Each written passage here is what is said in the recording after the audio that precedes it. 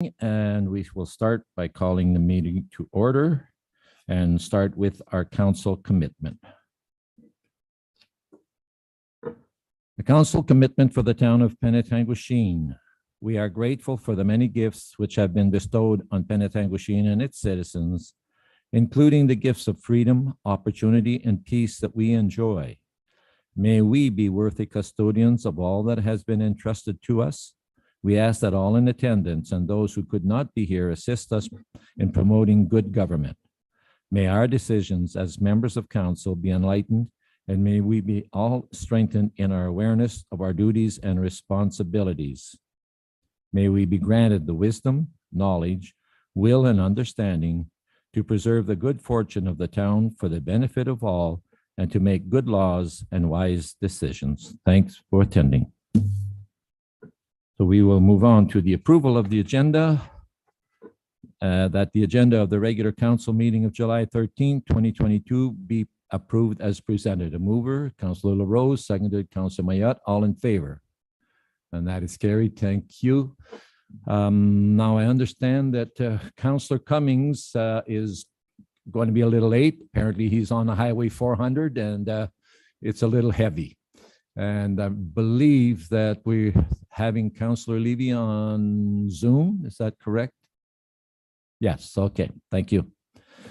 Moving on to declaration of pecuniary interest. If anyone so has, now is the time or at the appropriate time. Public meetings, there are none. We move on to deputations, presentations. And our first one this evening is a presentation from the County of Simcoe.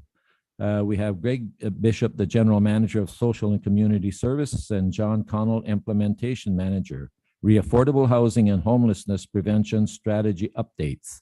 So do we have Greg and John on board?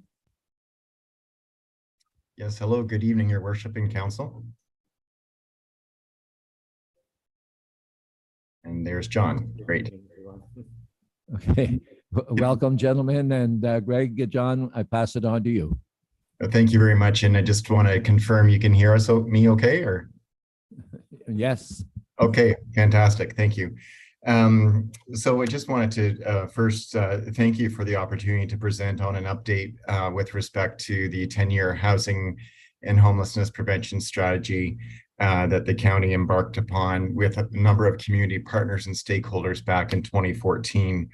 As you indicated, Your Worship, John Connell is with me today. He's the implementation manager, working to really keep this strategy moving along and providing some really key leadership with a number of stakeholders.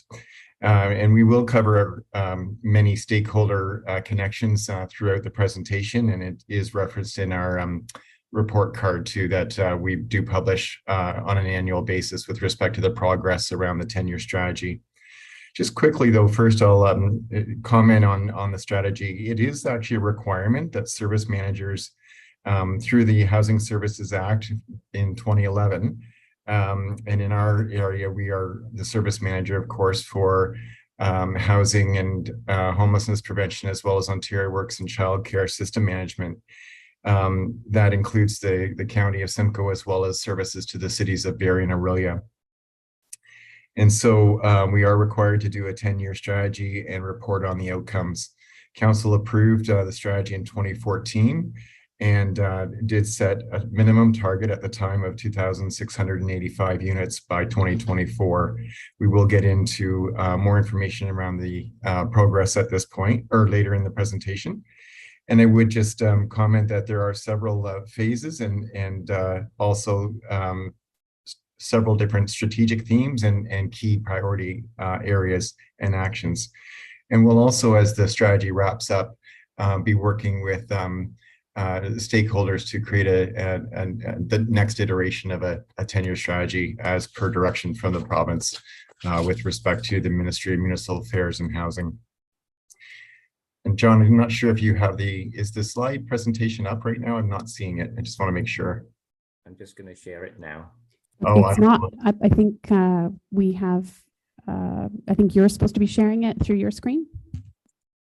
That's right. I'm going to pull it up for Greg, hopefully.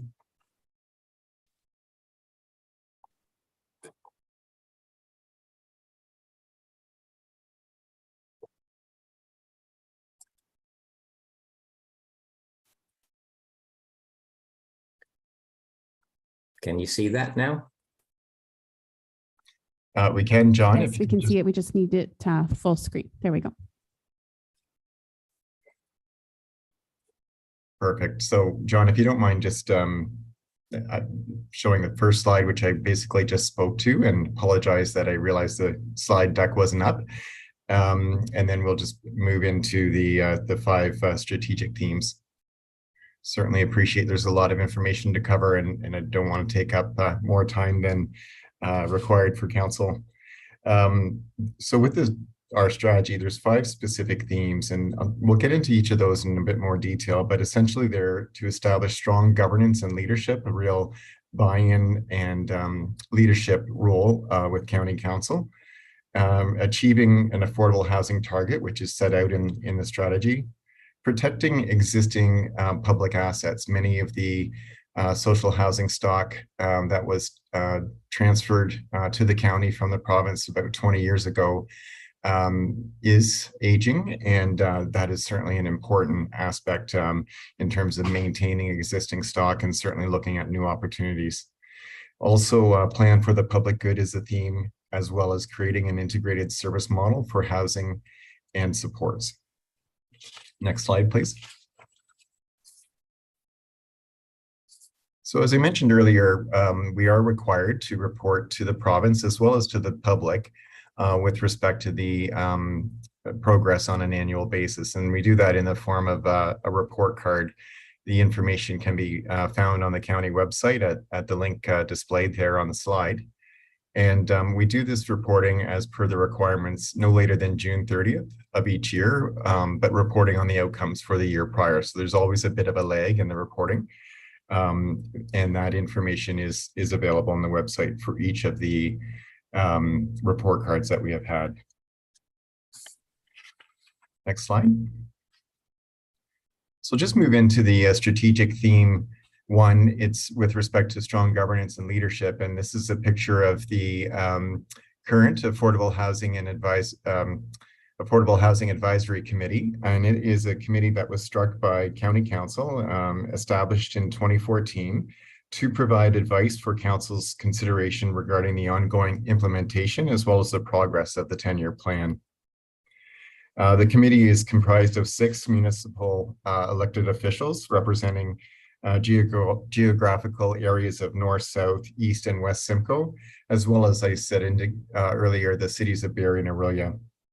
The warden is an ex officio member of the committee, and as well, there's also 6 non-municipal community representatives, and they represent different sectors, which include the building and development industry, health sector, homelessness prevention, landlord property management, as well as mental health and addiction. So we have a really well-rounded group of folks on the committee, and really grateful for their leadership, certainly as staff. And from the staff side, we certainly have staff in social housing as well as community services, and also our planning colleagues as well.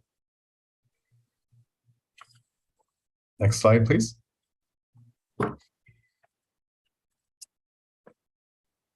Strategic theme 2 is really relates to how we're making out with respect to the target, and you may have heard in the media or other reports that you know how we are doing with respect to the progress, and certainly there is great progress being made. Recognizing though that the target is really a minimum target, and that the need, as your council will certainly appreciate, has continued to grow. Particularly since the pandemic, and also the current real estate market and other stressors on the system with respect to limited rental supply. So the target, as I mentioned, is set at 2,685 for this 10-year period, and we are currently at 94% of the minimum target. If I could just go to the next slide, please.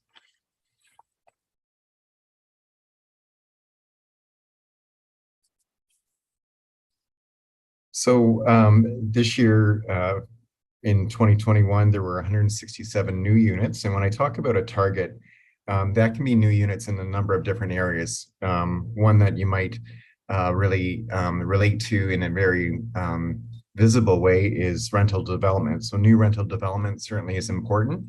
It does take time, though, to increase rental supply and stock. So in addition to that, council has approved an approach that is also an operating perspective. So providing funding from the federal and provincial governments, as well as some municipal additional dollars towards rent supplements and housing allowances for individual households. There's also a home ownership down payment assistance program that individuals and families have been able to access, which is great.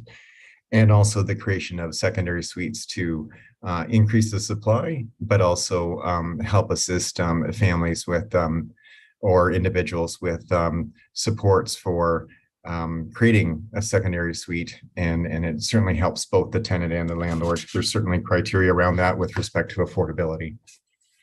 Next slide.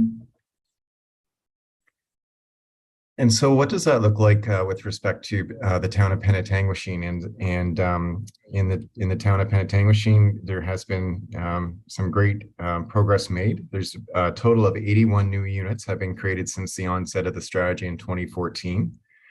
And the target did outline a minimum target of, or sorry, the strategy did outline a minimum target of 44 new units back in 2014 to be created over the next 10 years. So at 81 units, the town is doing quite well, but again, recognizing there's a need for affordable housing across the county, certainly all areas, and one would argue certainly across the province and the nation. I would just note that the breakdown for those 81 new units is 38 rent supplement households, 5 home ownership down payment assistance programs, funding, and 17 secondary suites, as well as 21 new rental development units that were created through the Lorna Tomlinson Seniors Residence in the town, operated by Wendat. And in that case, there was a partnership where the town donated the land and the county rebated its development charges and provided some additional supports. There was also further back, but before the strategy actually started, just before it, there was 40 affordable units created at the Georgian Village campus, which I know you're all very familiar with. So that did predate the strategy, but we do start counting as of 2014. Next slide. So in terms of new rental development projects, there's been a number of the county, Simcoe does own and oversee the operations of the Simcoe County Housing Corporation. And those are predominantly social housing, rent geared income units, but also in recent years, there's been opportunities to increase affordable housing in addition to some of the social housing units. And that is really an opportunity where we've been able to redevelop a site in Collingwood as an example, and create more units on that footprint of property. Then since the strategy, there was also a creation of Wasaga Beach affordable housing through the Simcoe County Housing Corporation. And that was through some land that was donated by the town. And then following that, there was approval from County Council for a more rural affordable housing approach. And that was located in Tay Township in Victoria Harbour. And then now more recently, and reflected in the recent report cards, is acquisition and some development in Barrie on a property just adjacent to the 400 Rose Street in Barrie. It's where you may recall as you're going by that the OPP detachment used to be there. County did look for property in the city of Barrie for quite some time for something that was suitable, and did take this opportunity when this was available. There will be, right now it's in the preliminary design stage, and one strategy that County Council did provide some great leadership and support a number of years ago was to sell off our scattered units. Those are individual homes, and when they become available and vacant, to go towards some of the development of this particular building. And that will be really quite timely given the real estate market in recent years. There's also the Aurelia property, which was the former ODCVI High School. And we are looking at a hub of a number of other commercial enterprises, such as our Ontario Works office, Family Connections, Child Welfare Agency, Child Care, and a family resource center, which we're also hoping to do something similar in Barrie, and have had a very similar partnership in Collingwood, which has been quite successful.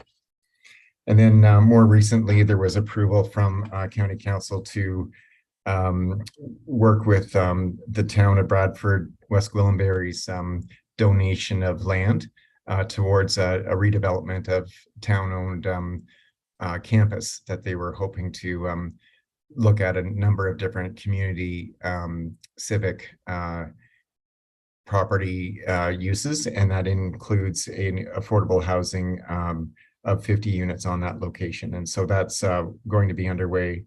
And we do have a development occurring on the 2-acre site quite recently, and County Council was able to waive development application fees, or the town was, and also the county will be providing some additional funding, as well as leveraging any opportunities through provincial and federal dollars as well. And with that, I'll turn it over to John Connell to walk through the remaining themes and certainly to answer any questions that you may have. Thank you. Good evening, bonsoir, Mayor Leroux and members of council. In sharing my screen, have lost sight of the video button, so I won't turn my video on. I'll keep going with the screen as it is. Strategic theme number 3 of our strategy is to do with protecting existing public assets. Much of the public, non-profit and cooperative housing stock that we have was developed between the 1970s and the 1990s. So obviously it's aging. The county continues to exist in preserving these assets and seeking opportunities for funding for capital repairs and also to increase accessibility and energy efficiency. So in 2021, the county invested just under $2 million on capital repairs for the Simcoe County Housing Corporation properties and provided $1.6 million to assist the nonprofit and cooperative providers with their urgent capital repairs.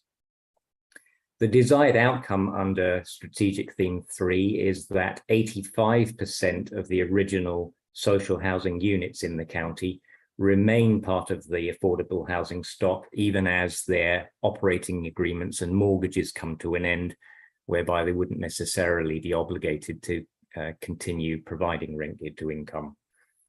At the end of December last year, 92% of the original stock remained in the system, and 99% of those units continue to remain as affordable housing. The report also includes some data from the centralized wait list for rent geared to income housing. And that showed that at the end of last year, the wait list total was 4,664 households, which was an increase of 2.6% from the previous year.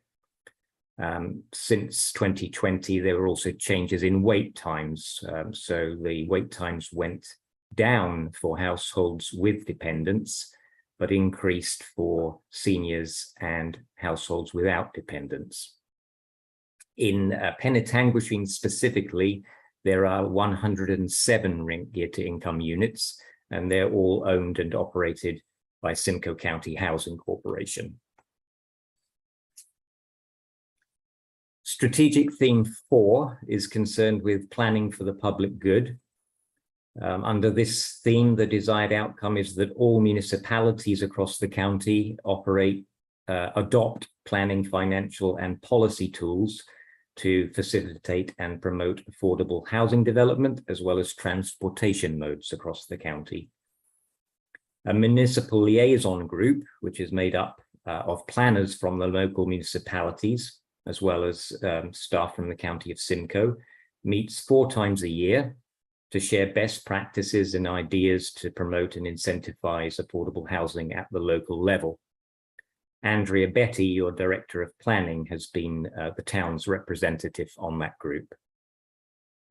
The 2021 report also highlights topics addressed at the municipal liaison group, as well as some local municipal projects aimed at incentivizing or encouraging affordable housing creation.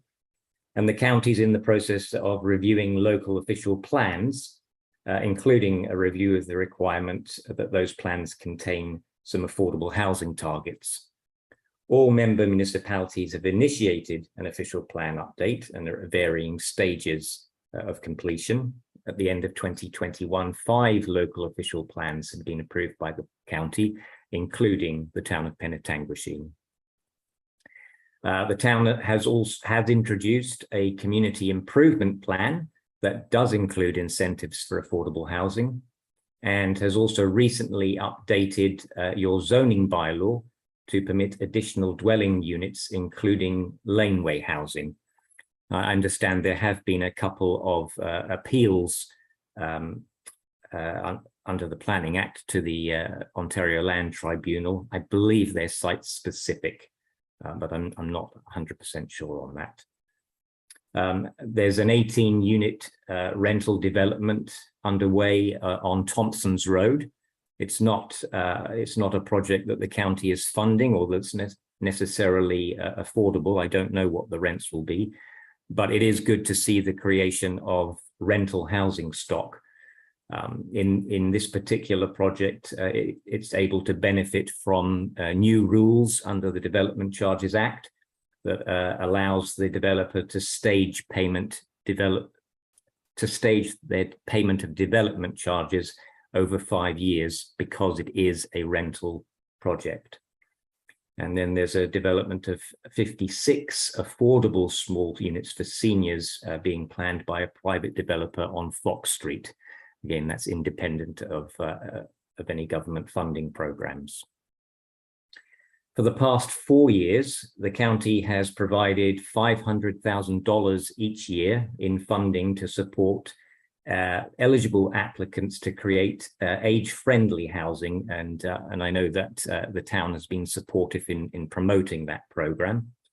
It funds projects to incorporate accessible, adaptable, and inclusive designs to allow seniors to continue living independently for as long as possible. For example, funds to help install accessible showers. The 2022 grant program closed recently on June the 30th, and applications will be evaluated over the summer.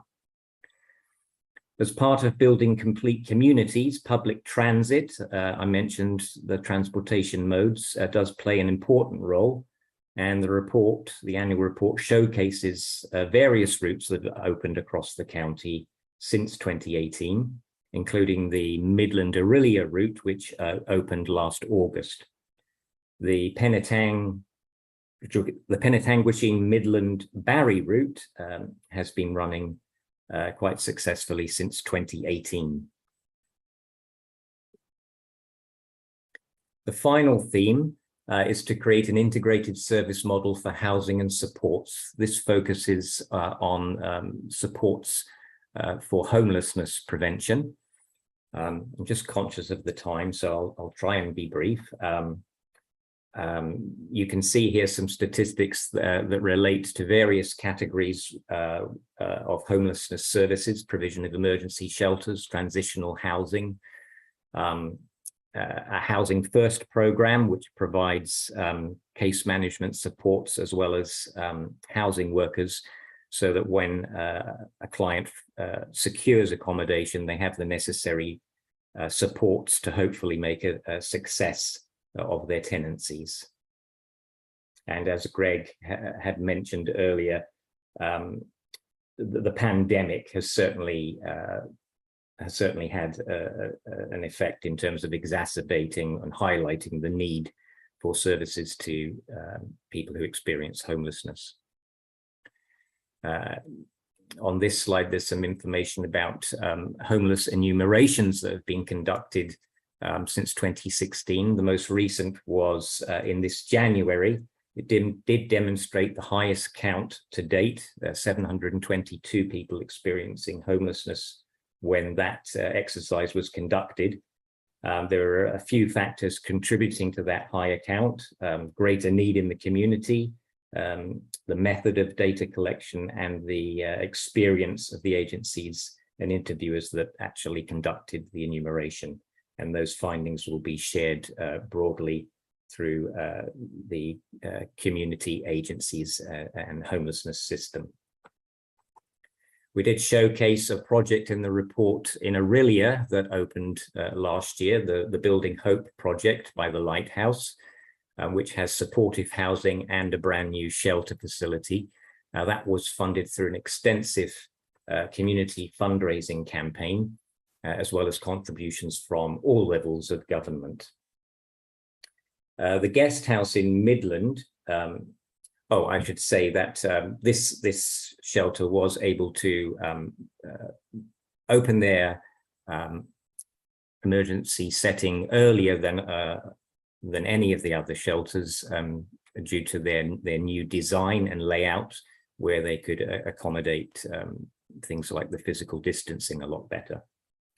The guest house shelter in Midland recently moved back to its home location from the motel that it had been utilizing during the pandemic. The county provides operational funding to the guest house as the system manager for homelessness services. Shelter Now is in the process of constructing a 32-unit supportive housing project on Young Street.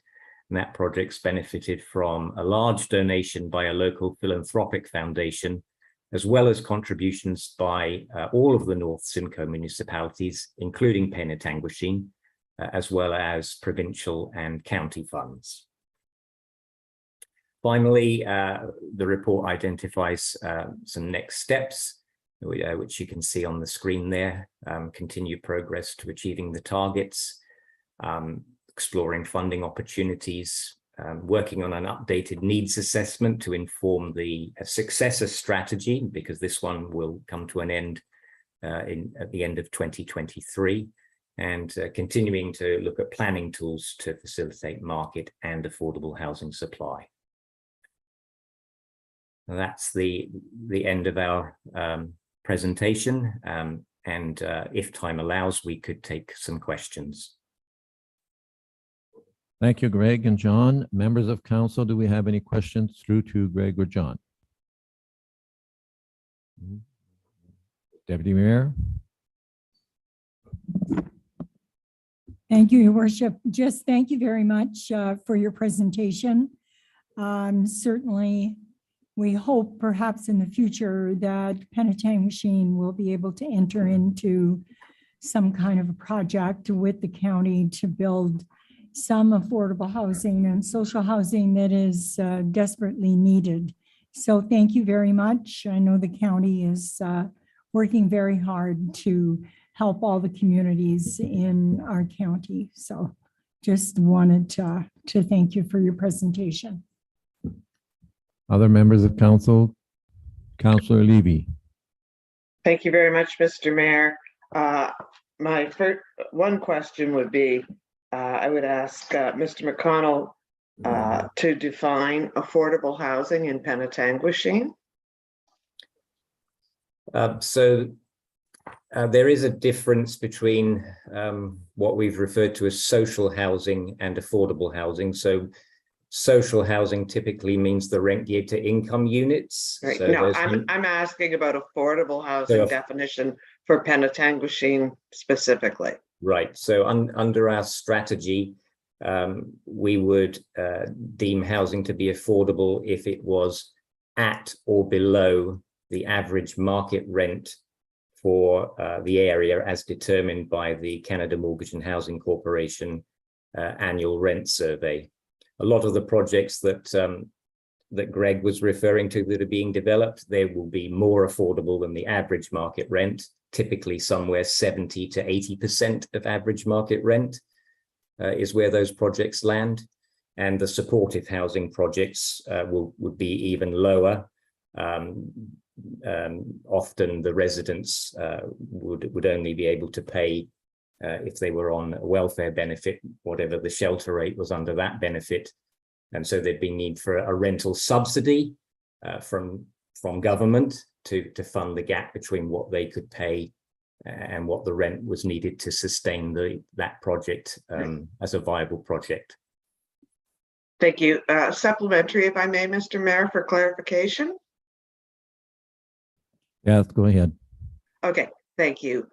John, my question was specifically affordable housing for Penetanguishene, not geared to income, but what is the actual number? I know what it used to be. I'd like to know what the actual number is to be considered affordable housing, but because below market doesn't tell me anything, because market rate now for a 1-bedroom is about $1,600. So is below market $1,500. I really need to know what affordable is considered.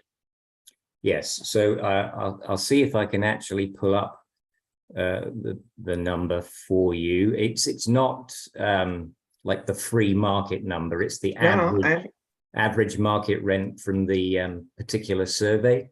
So if you'll just bear with me, I will try to get to that. And it's released each fall. Exactly. You can get back to me on that. I'm almost there. Okay.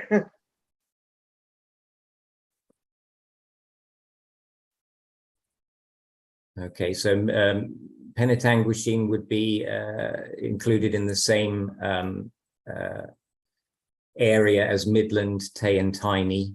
So currently for a bachelor, that would be 880, a 1-bed 996, a 2-bed 1177, and a 3-bed. There was no data, and so a proxy is used based on I'm not sure what. Okay. I think And those numbers you just gave me are the affordable rate, correct? Not the market. Yeah, that's the average market rent for the area. So if a unit came in at or below those rates, we would deem it as an affordable unit. Thank you very much. Further questions? Councillor Klug. Thank you so much to Greg and John for that presentation. That was something I was looking forward to. In the presentation and the latest report card, you mentioned the local needs assessment that will be taking place this year. I wonder if you can just speak about how we as a community will be able to help out with that, what that time frame looks like and how we would be participating, please.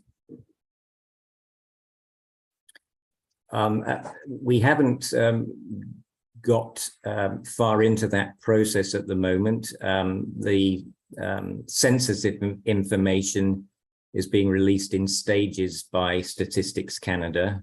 I believe that it is in September they're going to be releasing the housing information. And maybe it's in this month they're releasing income information. Greg's nodding. Yeah. So our research analysts will be taking a look at that. It's not my area of expertise, so I don't know how far down we can get to the local municipal levels with that data. We would have data from our enumeration for the North Simcoe area as well. I don't know, is there anything else, Greg?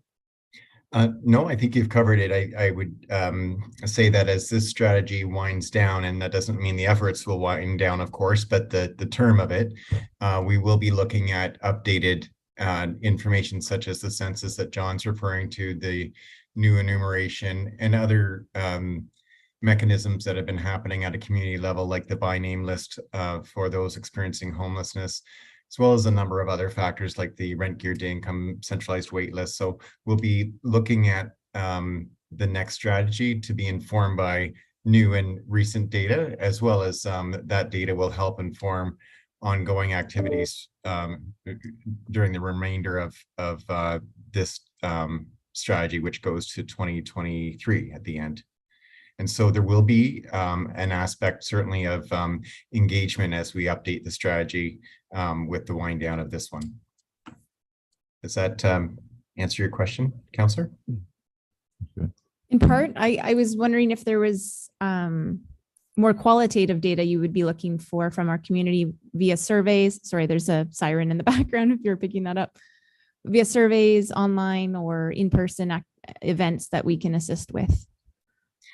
Absolutely. That will be part and parcel of the work related to the updating of, or the creation of a new strategy, so to speak. We did do a refresh on this strategy halfway through based on a requirement by the province, and certainly a good practice. And we'll continue to do some engagement to get a good sense of the need across the county, including the cities of Barrie and Orillia. Thank you. Member of Council, Councillor Cummings. Thank you, Your Worship. Thank you for the presentation, gentlemen. I have a question for you, and maybe you can clarify this to me. Affordable housing, attainable housing. There is a difference. Can you explain to me what attainable housing would be versus affordable housing? That's another term that has become more prominent in the last few years.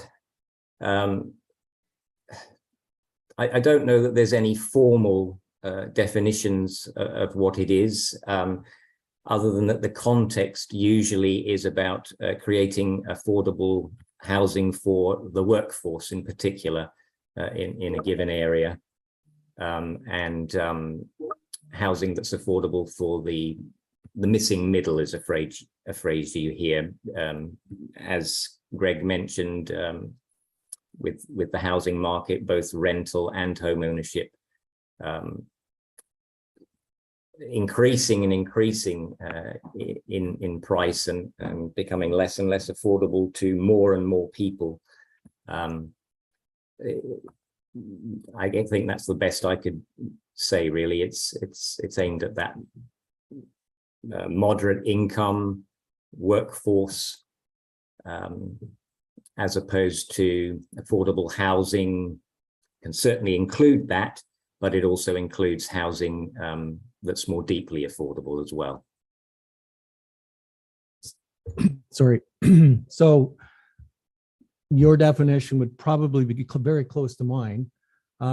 So an average household in, say, for instance, Penetang, at $500,000 at 5.25% or more for a mortgage rate, people are paying $2,200 a month trying to get rid of their debt.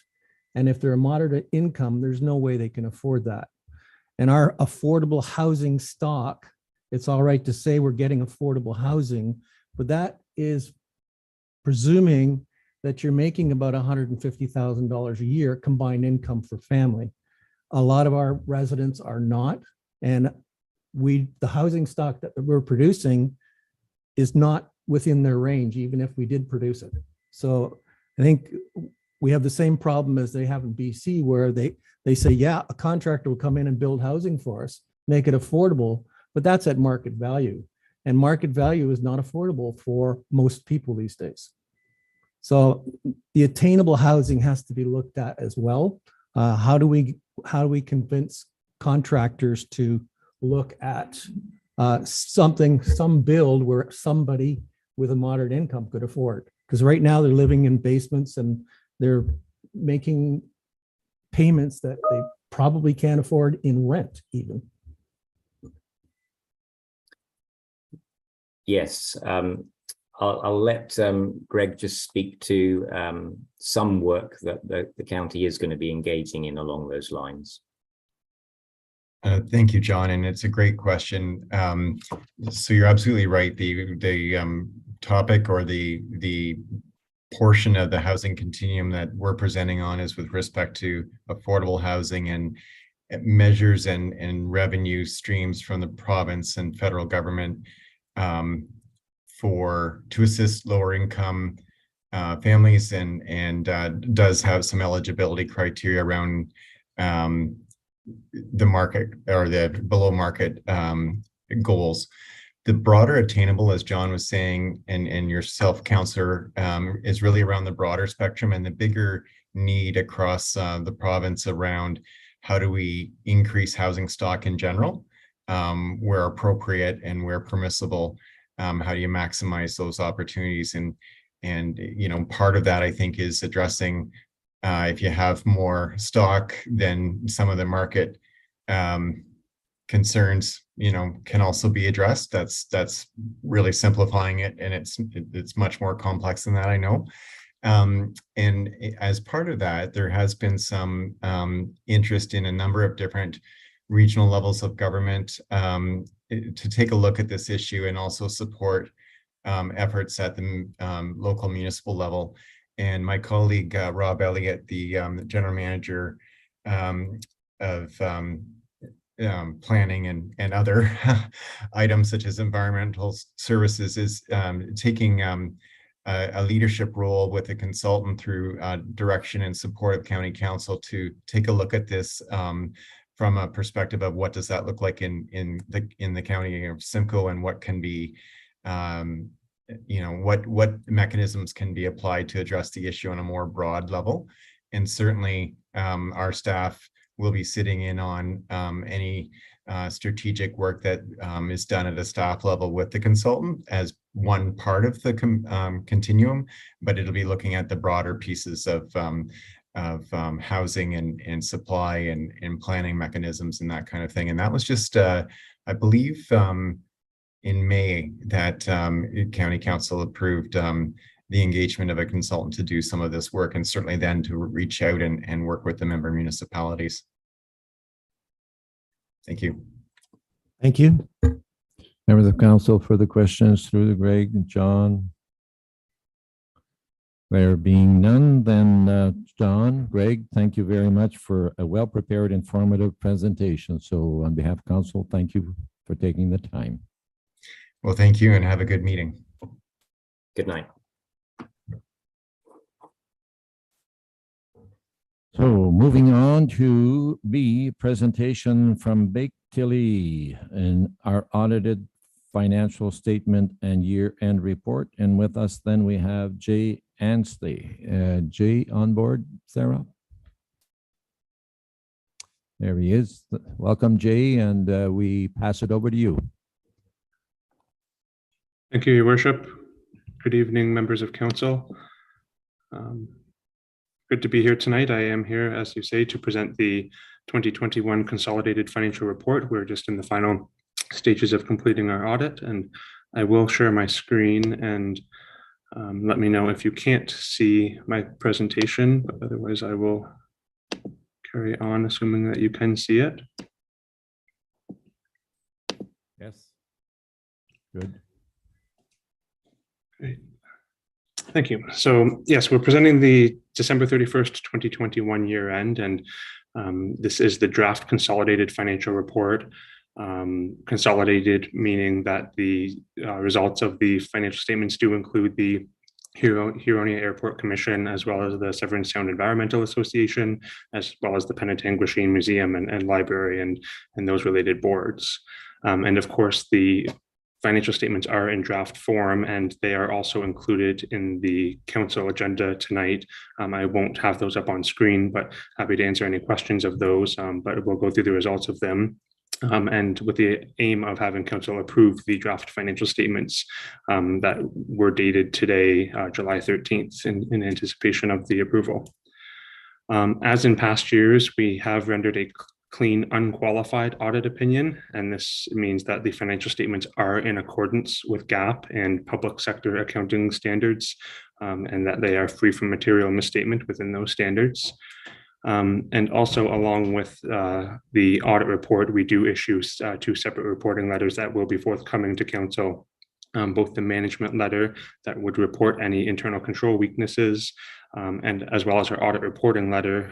And in summary, both of those do disclose that there were no significant issues to report during our audit.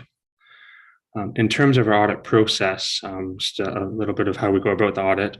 In December 2021, we were on site for what we call our interim audit, where we're looking at the processes and procedures that specifically the financial areas of the town do have, and the policies in place. And we break our audit down into three general areas that we look at, and then a general section. So in the revenue cycle that we call it, this year we tested building permit revenue and the process surrounding it, water and wastewater billings revenue, as well as arena and taxation revenue. In the expenses cycle, we tested the procurement policy, as well as the transit service agreement and the calculation of that agreement and the related billing that goes with it. And then within the payroll cycle, we tested specifically hourly employees and looked into the processes surrounding how the entire cycle of hourly employees are compensated, as well as the general areas that I mentioned, such as reading minutes, general conversations with management about IT and anything that is related with financial controls. So out of this process in December, we did issue a management letter that was, again, clean, as I've noted, with no issues that we noted to bring forward to council of audit concern. And then, of course, the year-end audit, we started in late April, and we were on site the first week of May. Some members of our audit team, we did utilize a hybrid audit, so a couple members weren't on site, but we did have audit team members on site for that first week of May. And that process, we are looking at the balances that are in the financial statement and verifying those balances and scrutinizing invoices and underlying figures in the town's accounting records. And that audit process is ongoing until tonight is an important part of the process, as well as some administrative processes that we clean up in the days following this presentation and financial statement approval. Looking at the results of the 2021 fiscal year, I have summarized the financial statements that, as I mentioned, are included in the agenda package. So these are just some snapshots to highlight for the fiscal year. And starting with the consolidated statement of operations, so the activity for the 2021 fiscal year, you'll see in the actual column there, compared to budget and actual of the previous year, 2020. Total operating revenues of $18.7 million. You will note that this is $500,000 over budget and generally in line with the previous year. In general, most revenue sources were in line with budget, and some being slightly over budget within about $100,000, which when we're dealing with this size of numbers is really in line with budget. The one area that we did see that there's more revenue than budgeted were government grants, and the total $1 million actual grants that were received compared to the $500,000 budget. There were some smaller grants, but the main one was the COVID Safe Restart grant of $206,000 that was not included in the budget, but the town did receive during the 2021 fiscal year. One other area that wasn't in line with budget on the revenue side was within the user charges revenue, and specifically recreation revenue. That came in below budget and largely a result of lingering effects of COVID throughout the 21 fiscal year. So some events that didn't move forward as planned, or some activities that just couldn't be done, such as arena activities, swimming lessons. So we saw decreases in revenue there, obviously, but some of those decreases were offset by the water wastewater revenue was over budget. So those two things actually balanced each other out in the user charges revenue. Looking at operating expenses of $19.5 million, you'll note that this is $787,000 over the 2020 year. And you will see that this is $3 million over the budget figure of $16.4 million. And this is one thing that's always very important to note when you're looking at the financial statements and this presentation, the figures in front of you, that included in the actual operating expenditures is $3 million of amortization expense. And this is the accounting way of depreciating assets over their useful life. And so that is included in the actual figure, but that is not included in council's budget figure. So that is the main reason for the difference. And when you remove that 3 million from the actual results to make the figures comparable, they actually really are right in line with each other. So operations expenses were actually very much in line with budget. Certain departments over and under budget, which happens through the year. Of course, recreation and culture expenses were lower than budgeted, and that's as a result of the reduced activity. So something as simple as arena operations and lower cooling costs and utilities costs as a result of lower activity there. So recreation culture, we saw $470,000 under budget. But the transportation department was $700,000 over budget through the year. And that was for a variety of reasons, some additional ditch work, some vehicle maintenance, the transit contract expenses were over budget. And then we saw some Ojibwa landing expenses that weren't included in the budget as well. So overall, we see the net revenues, or on the screen in front of you, net expenses of 2021 of $850,000 net expenses. Again, removing that amortization expense, it's actually $2.1 million net revenues. And this number I always like to look at as the operating surplus. And it ties in nicely to the change in reserves and the results of the capital activity that I'll refer to later. The next line, capital and other revenues of $3.1 million. So these are revenues that were received or utilized to specifically fund or are related to capital projects. So this is $1.1 million use of government grants, $885,000 used from the obligatory reserve funds, so the use of development charges, and the Building Canada Fund, or the gas tax as it was previously referred to, that were specifically used to acquire tangible capital assets, as well as $1 million from the proceeds from the land sale, or from some land sales throughout 2021.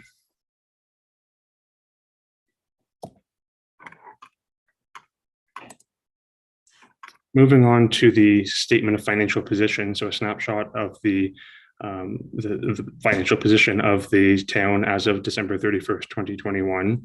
And starting with the financial assets section, and financial assets are either cash or items that we expect to be converted into cash. So taxes receivable being taxes levied that eventually the town will collect.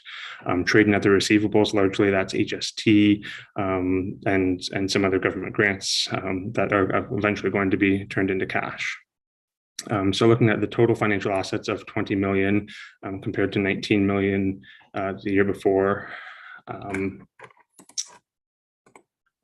the increase really is in the cash balance, and really that is related to the operating surplus that I mentioned on the previous slide. So and offset by some capital spending and obviously some ins and outs of the other accounts receivable and accounts payable on that basis.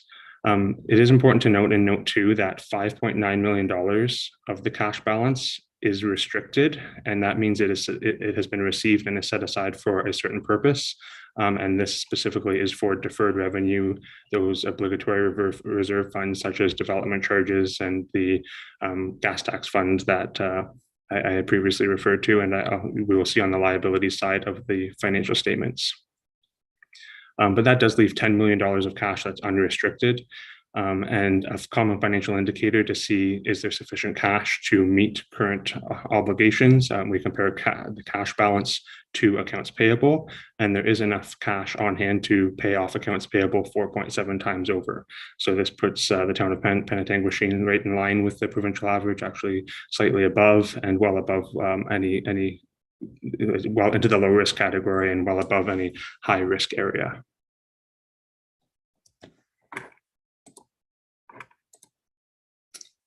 Looking at the liability side of the statement of financial position, And one thing that's important to note on the liability side is these aren't all current liabilities. And that's why, as that previous ratio, we really just refer to the accounts payable in what is important to have enough cash to pay off, because there are a number of these that aren't expected to be paid off for a number of years. And that's really the majority of the figures from after the accounts payable line. Overall financial liabilities did increase by $2.4 million year over year. And the increase came from two sources, one of those being accounts payable, which has increased $1.3 million. And this is really a timing of payments.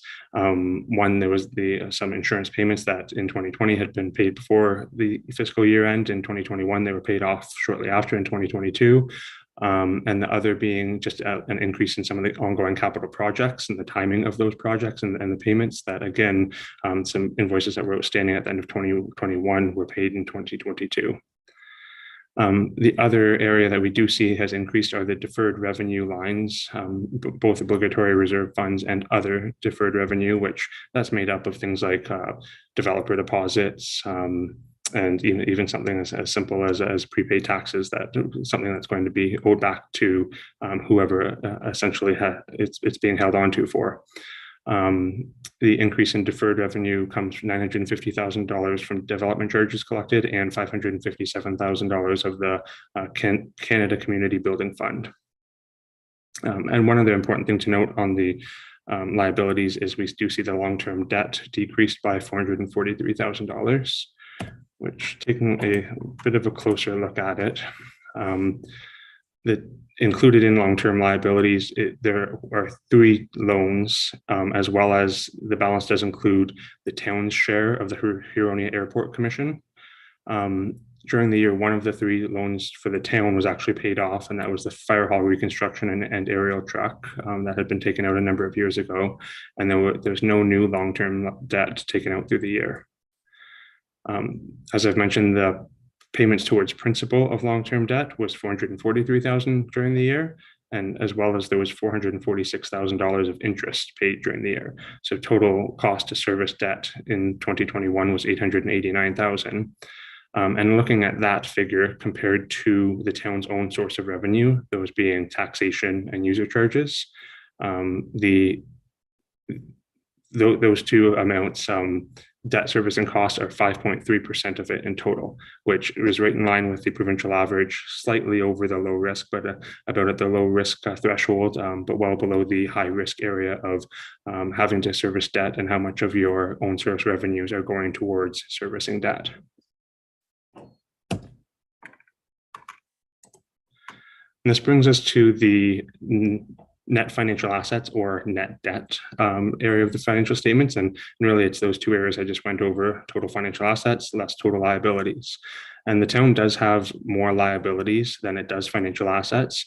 But again, remembering that in that liability section, not all of those are current assets, and that we don't have to pay those all off next year, and that it's not that the town is short on cash, as I've mentioned. So when you look at the chart in front of you, you could still be considered low risk as long as your net debt level is less than 50% of your own taxation and user charges, which the town of Penetanguishene is still within that low risk range. And we are, though, below the provincial average. It is an interesting phenomenon that there are more financial assets on average than total liabilities. So towns not that highly leveraged, especially as I've mentioned, and considering that total long-term debt is included in that liabilities figure, but overall still well in the low risk range. And after the financial section of the statement of financial position comes the non-financial assets. So these are the tangible capital assets these are the land and buildings the town owns, equipment, vehicles, and then we call them the linear assets, but the roads, the water piping under the roads, the wastewater lines, etc.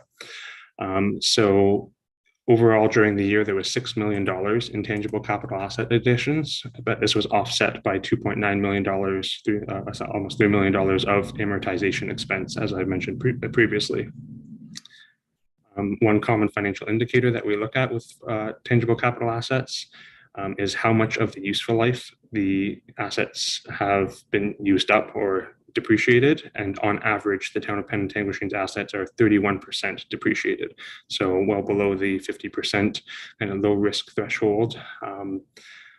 And I'll dive into that a little bit deeper, but some of the capital asset additions that did occur during the 2021 year are some large vehicle and equipment replaces, so snow plows and a sander. There's the reconstruction of Chatham Street between Beck and Burke Street. The sewer treatment plant did have a grit removal system upgrade that this council approved during the year, as well as another one to note is the wharf sidewalk repairs. And of course, the big one being the land purchase at 51 Dunlop Street, the former secondary Penetanguishene Secondary School.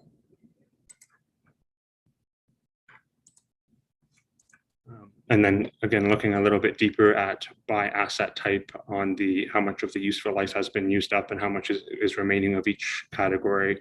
I wanted to note, remembering that 50% being the low risk range, that above that you're creeping into the middle risk range, that machinery and equipment has creeped over that line, and vehicles as well. So an area to look into and ensuring that the asset replacement cycle is there for some of those aging assets, as well as library materials. Also, of course, those do have shorter useful lives, so inherently they are going to depreciate faster. So we will see in general a higher amortized amount of that, but those are areas to have a focus on in this area. Then finally, moving to accumulated surplus. So this is a reminder: accumulated surplus is not cash on hand, is not investments. It is the total net of what the municipality owns, and the bulk of that is the land and buildings and those tangible capital assets that I mentioned on the previous slide.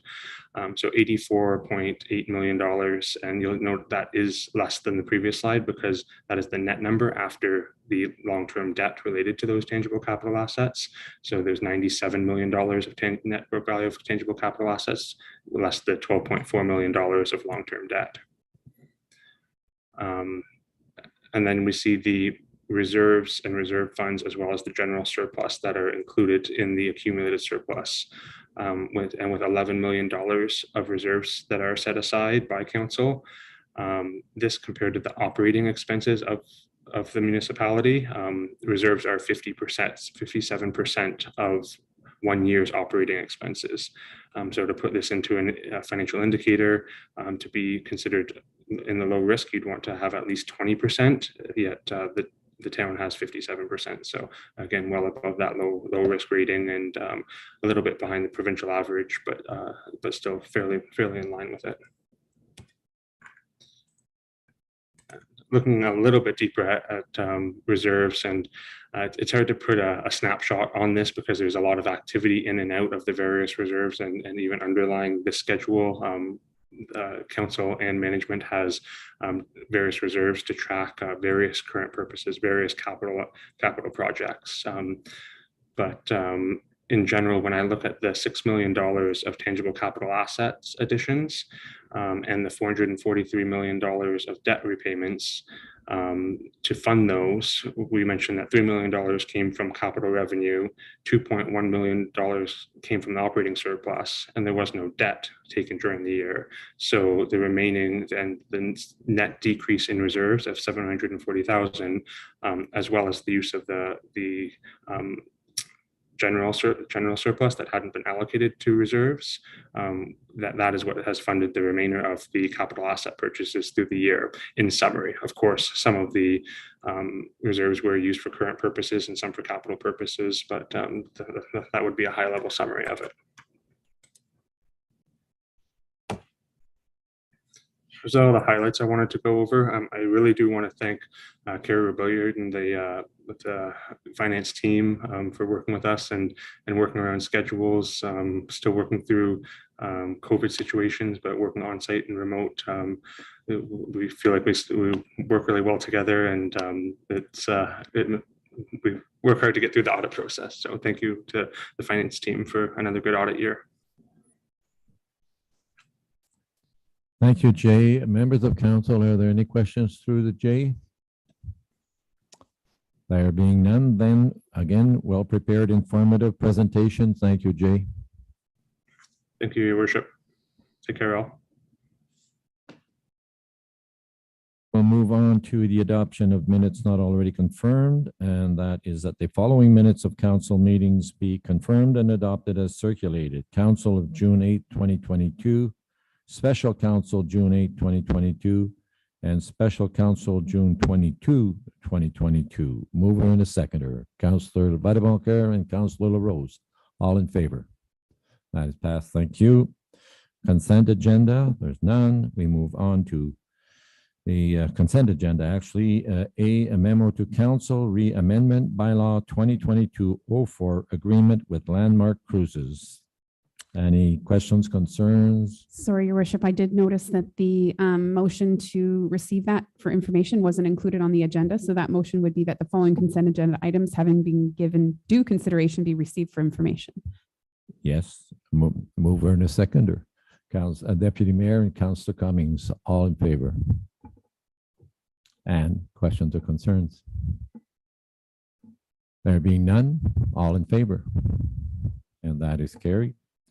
Moving on to matters for consideration. A verbal update from the Chief Administrative Officer re COVID-19 municipal impacts, and that the verbal update from the Chief Administrative Officer be received for information. Mover and a seconder. Councillor Mayette, Councillor Saint-Amand, and we'll go all in favor after he makes his report. Thank you, Your Worship. Members of council, this update number 7 for the year is the monthly update that I've been giving with respect to COVID. It will be the last one that I anticipate having to give unless there's any substantive or material updates to provide.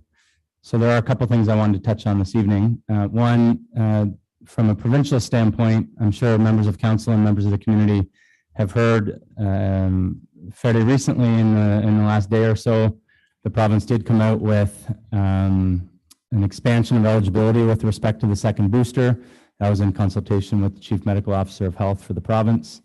And that's for second booster doses for individuals 18 years and older, essentially to provide an extra layer of protection for those who might need it. So starting tomorrow morning at 8 o'clock, individuals can make those appointments online through the portal, or they can call the 1-833 number. From a municipal standpoint, our control group met for the 76th time yesterday over the last 28 months. And one of the topics of discussion was our vaccination policy. So we have agreed to make some modifications to the current policy.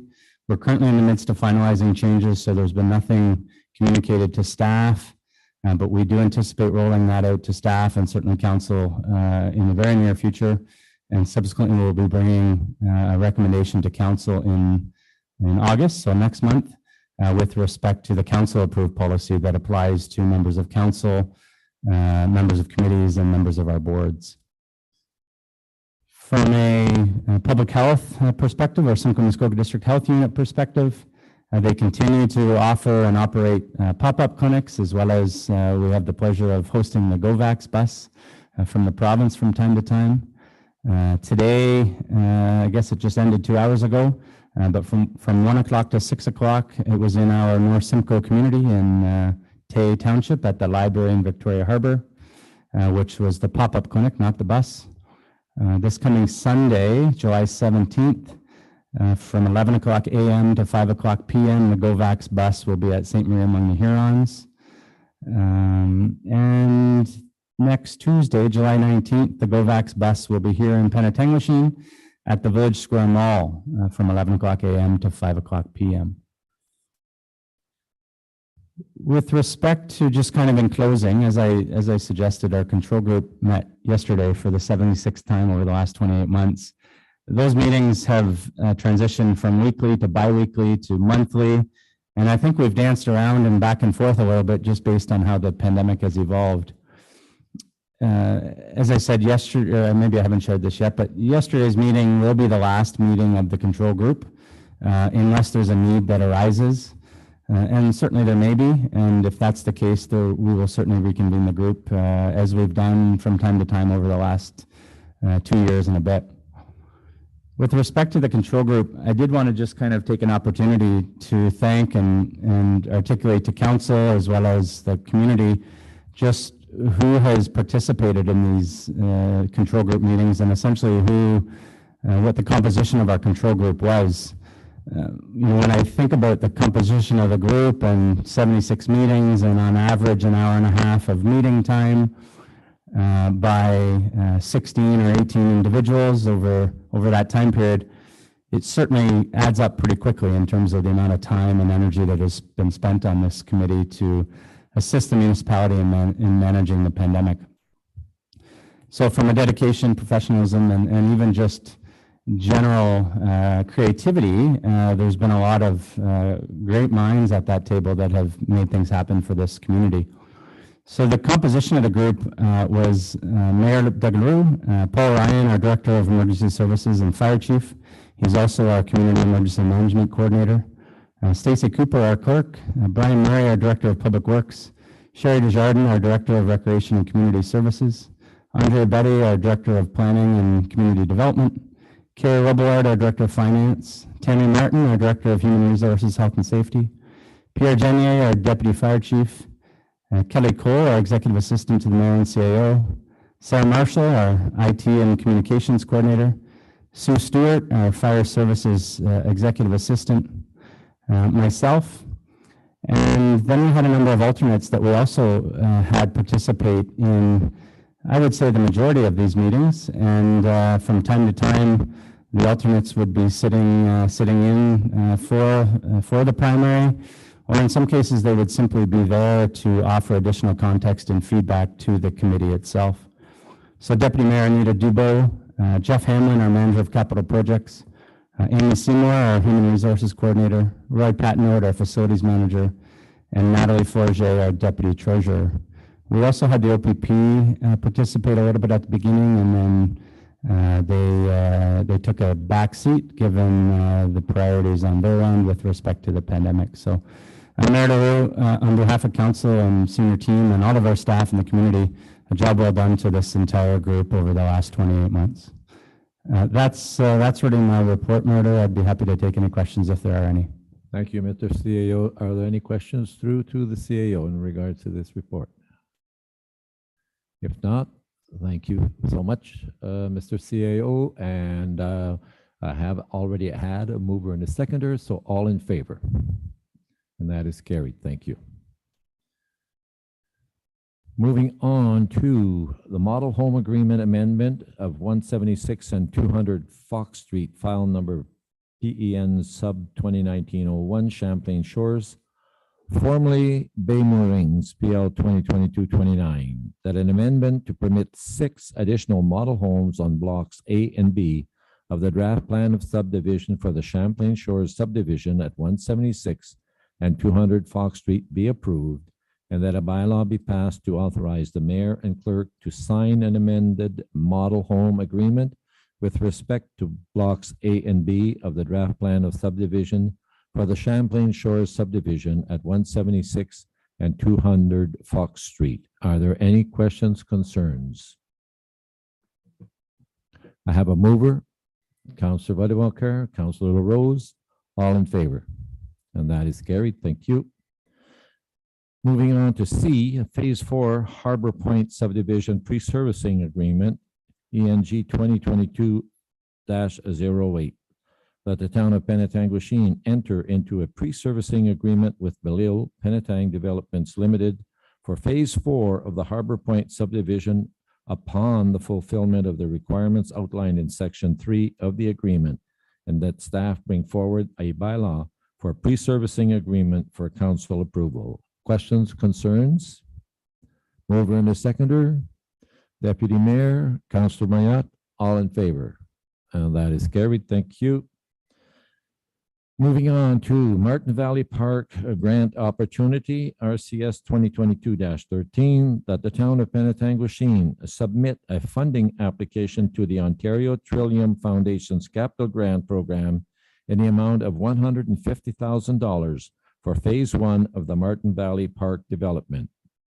Questions, concerns? Moving to seconder, Councillor Cummings and Councillor Saint-Amand, all in favor? That is carried. Thank you. Ojibwe Landing Ecological and Human Health Risk Assessment Project update. That council approved the incorporation of barrier fencing for the naturalized areas and the ongoing groundwater monitoring for the property at 111 Robert Street West, and that council approves the additional funding required to complete the remaining work required for the Ojibwe Landing Risk Assessment Project as outlined within the staff report ENG 2022-07, and that the additional funding required to complete the project of $74,361.17 be funded by a combination of development charge and taxation funds as outlined within the staff report. Questions, concerns, comments? Councillor Saint-Amand? Thank you, Your Worship. Just a couple of not more of a statement than a question, but I'm looking at the conceptual diagram, and I just wanted for the area that's being left as open space. Is there a possibility of eventually a boardwalk being able to go along in that area and then to connect to the other existing trail that we have, so that we don't have to go along Robert Street? So I would take that the Director of Transportation will take that one. Thank you, Your Worship. Through to Councillor Saint-Amand. Yes, the open space area would permit us to extend that trail to connect to the existing trail on Robert Street West. The naturalized area that's referred to in the report would be to fence off an area and sign it to indicate that public access, meaning people accessing those naturalized areas, would be restricted. But it would leave enough space to extend the trail when further development plans come forward for the property.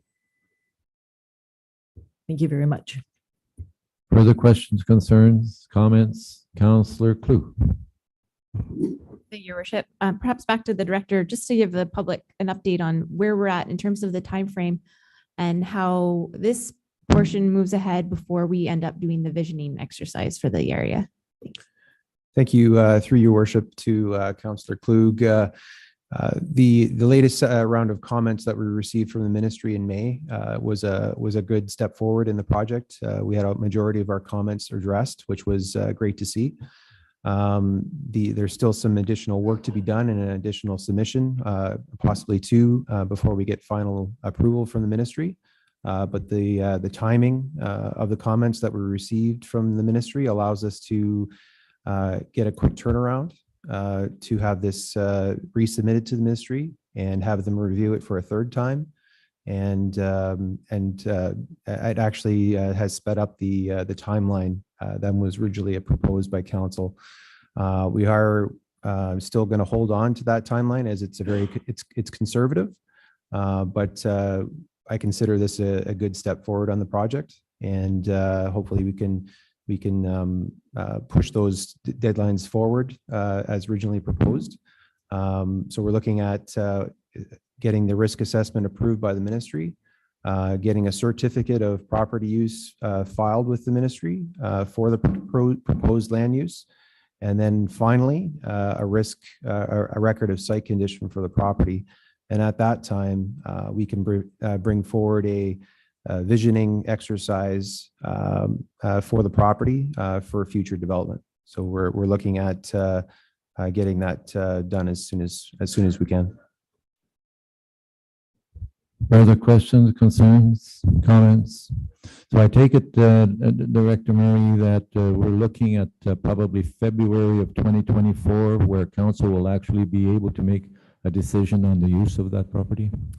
Yes, that's the schedule that our consultant has provided. However, this recent set of comments that we've received from the ministry is actually been a lot more successful than we had anticipated. So we're expecting that time frame will be brought forward considerably. Thank you. There are no further questions or comments. A mover and a seconder, Councillor LaRose, Councillor Sanema, all in favor. And that is carried. Thank you. Moving on to Committee of the Whole, June 8, 2022, the recommendations contained within the Committee of the Whole report related to the Recreation and Community Services section be approved. Mover and a seconder, Councillor Cummings, Deputy Mayor Dubo. Questions, concerns, items to be pulled? There not being any, all in favor.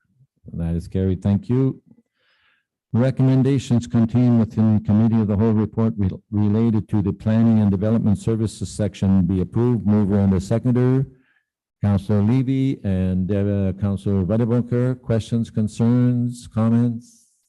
There being none, all in favor? And that is carried. Thank you. That the recommendations contained within the Committee of the Whole report related to the Transportation and Environmental Services section be approved. Mover and a seconder, Councillor Klug, Councillor LaRose. Comments, concerns, all in favor. Recommendations contained within the Committee of the Whole report related to the Finance and Corporate Services section be approved. Mover and a seconder, Councillor Sandeman, Councillor Mayat. Concerns, questions, none to pull, all in favor. And that is carried. Thank you. We move on to presentations and considerations of report of special committees. There are none. Motions of which notice has been previously given. There are none. Notices of motion, there are none. And we move on to the consideration of bylaws. And we have bylaw 2022-32 being a bylaw to grant a release of an easement, part 1 of 51 R1164.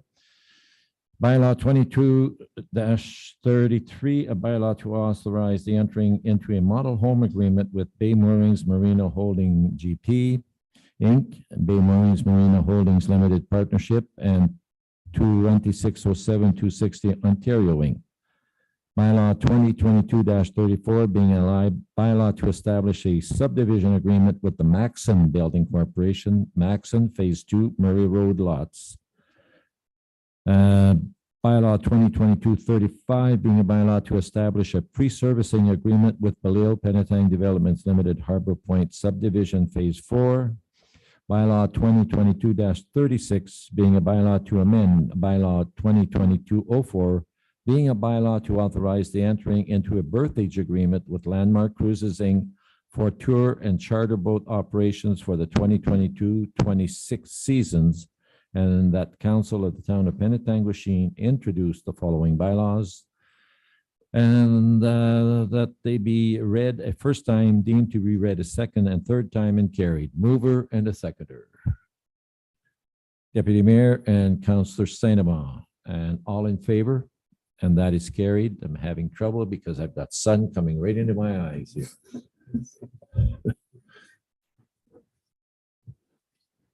Can we pull that drape down over there?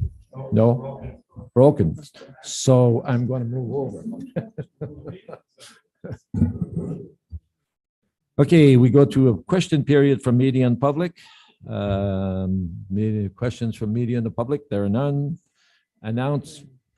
Announcements and inquiries. Deputy Mayor.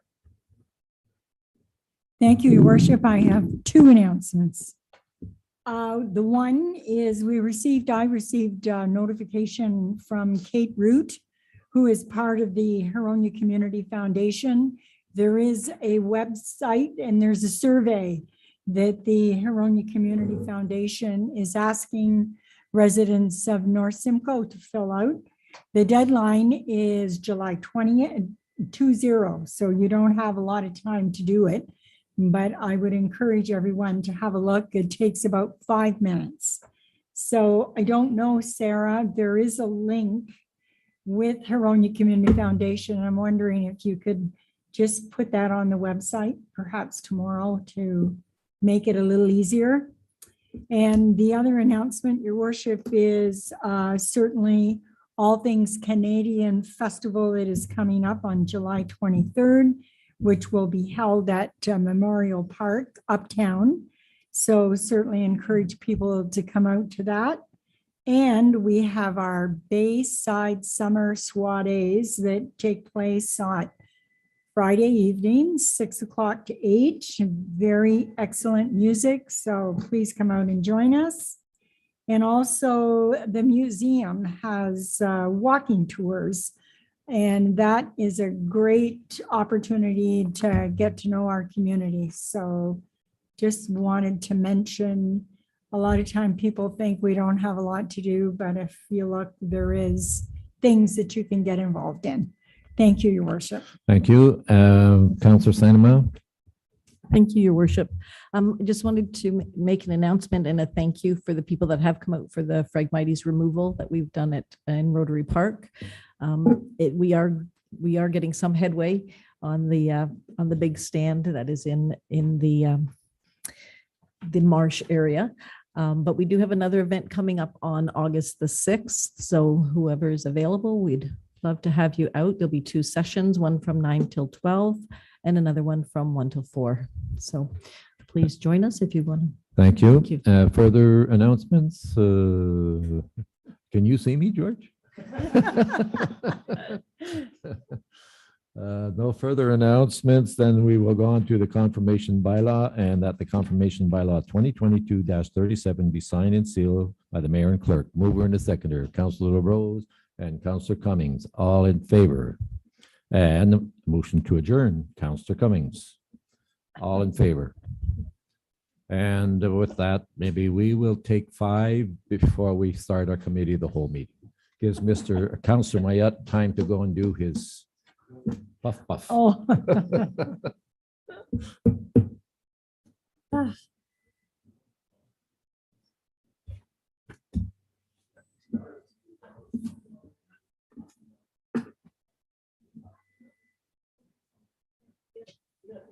There's a ladder right there, right?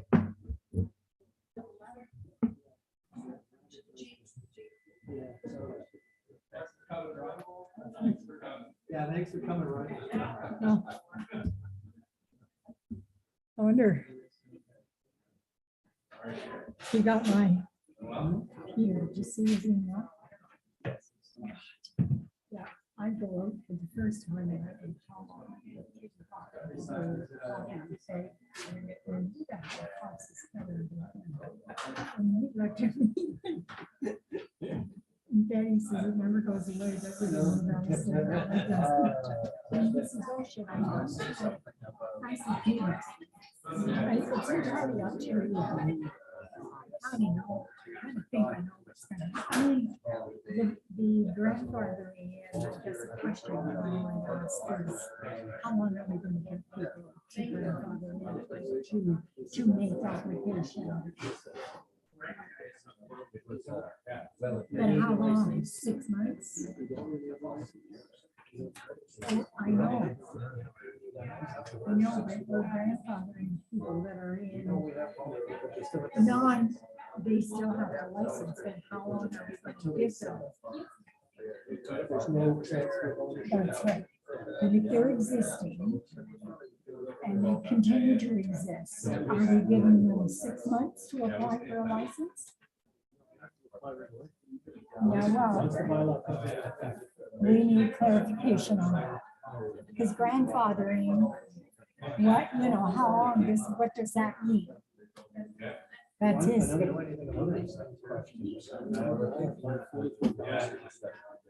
that's going to be 40, is that the one that's on the hill? Yeah. But I don't, is it occupied? The one that has a pool? I thought it wasn't occupied. Well, they rent it every weekend. I'm not so sure. Doug,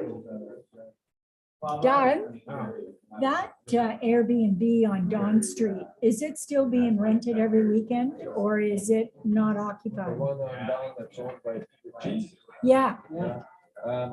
It is actually, there was somebody there, but it's minimal. I only see one vehicle the last number of times. Well, last time we were 4 vehicles. They were parking on the grass last time I saw them. In early July. Is that right? Yeah. It is? Haven't cut the grass since the beginning of the season. That's another. Oh, mine is.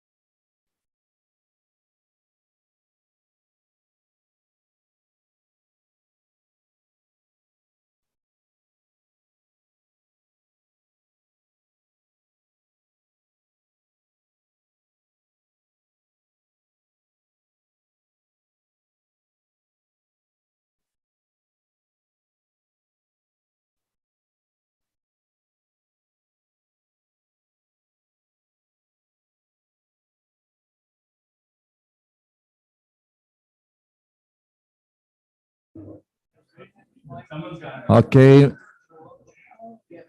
Okay, members of council, if you would, we will carry on now with our committee of the whole meeting. And call the meeting to order, and starting with the approval of the agenda, and that the committee of the whole agenda for July 13, 2022, that the committee of the whole agenda for July 13, 2022 be approved as presented. Mover and a seconder, Councillor LaRose, Councillor Cummings, all in favor? And that is carried. Thank you. Declaration of pecuniary interest, if anyone so has, at the time, appropriate time. Presentations and delegations, all section. This evening, we have the privilege of having Mr. Don Chapman presenting on behalf of the Terry Fox update. So Don, it's all yours.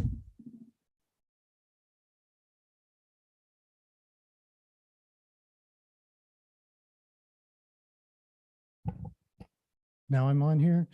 Okay. Good evening, Mayor, Council, staff, Peter. We have never met before, so already the meeting's had a bonus already. There you go. Yeah, I wanted to just give you an update on Terry Fox looking back and Terry Fox looking a little bit forward. Good news is this year is we're going back to the big party out in Perkins Field Park again. We have had 2 years of very quiet times, as you all know. We've done well in there, and I'll cover that as well. But we feel the community really needs a party, and we want to let loose as long as it's safe for everybody. So you'll see that going on this year. September 18th is the magic date, and I hope you will all be there and party with us. You don't need to run. You don't need to run. Just come and have fun with us. The national theme this year, by the way, that was a national statement across Canada. We're going big parties again. This is not subtle little virtual events. The national theme this year is I'm not a quitter. It's all about Terry not being a quitter. You can see he's here. He also doesn't quit on the front. He quits on the back. All kinds of neat stuff. You too can have a beautiful shirt like this for the mere price of $25, which will go to life-saving cancer research. So I see that thing about Terry not being a quitter, and I think it's an incredible understatement. You look at the little notes that aren't on there, actually. Terry ran over 3,000 miles over a period of 143 days on one good leg. And if you just say that to yourself a couple of times, you'll kind of shake yourself and say, how could a human being with that kind of issue do what he just did? And 42 years later, we're all still talking about it like he's a god. And I guess he's a little bit like a god. He set out to get $1 from every Canadian, if you remember that. And it was about 24 million Canadians at that time. He raised the 24 million in 10 months. He thought it was a kind of a forever kind of thing. And it happened so fast, it was unbelievable. Since then, his image and everything we've done since then has raised $850 million for cancer research and resulted in some incredible improvements. Have we beat cancer? Not by a long shot, but has it come a long way in certain pockets? It certainly has. And we just need to keep it going. We can't be quitters. So if we could just go ahead, please. I hope. This is just my little money chart. I use this every year with you. I've been here a few times, by the way, so thank you for having me back. The money is over to the right-hand side there, and there's a little COVID guy floating around. 2 years ago, we had a big drop. We dropped in our annual contribution to the Terry Fox Foundation. Even though we were doing really good, we were on an upward trend line for the last 5 or 6 years, which was amazing, people. But when COVID came along, we didn't have any plan whatsoever. We were thinking of the next big event out in the park, and we just got shocked and basically told, you know, that it's April and you're not going to do anything. We still brought in $87,000 and we didn't have an event. All we did was nag you. and 50,000 other people, we nagged you and said, can you give? And everybody gave. It was amazing. I'll tell you that our national headquarters expected us to drop by about 50%. Instead, we dropped by about $15,000. So fantastic that this community kept this. Our loyalty to Terry got us through all this thing, and the money kept coming despite there not being an event. So we had last year, we bounced back up and got 104,000, over 104,000 in one day. Not bad for, frankly, not giving anybody anything.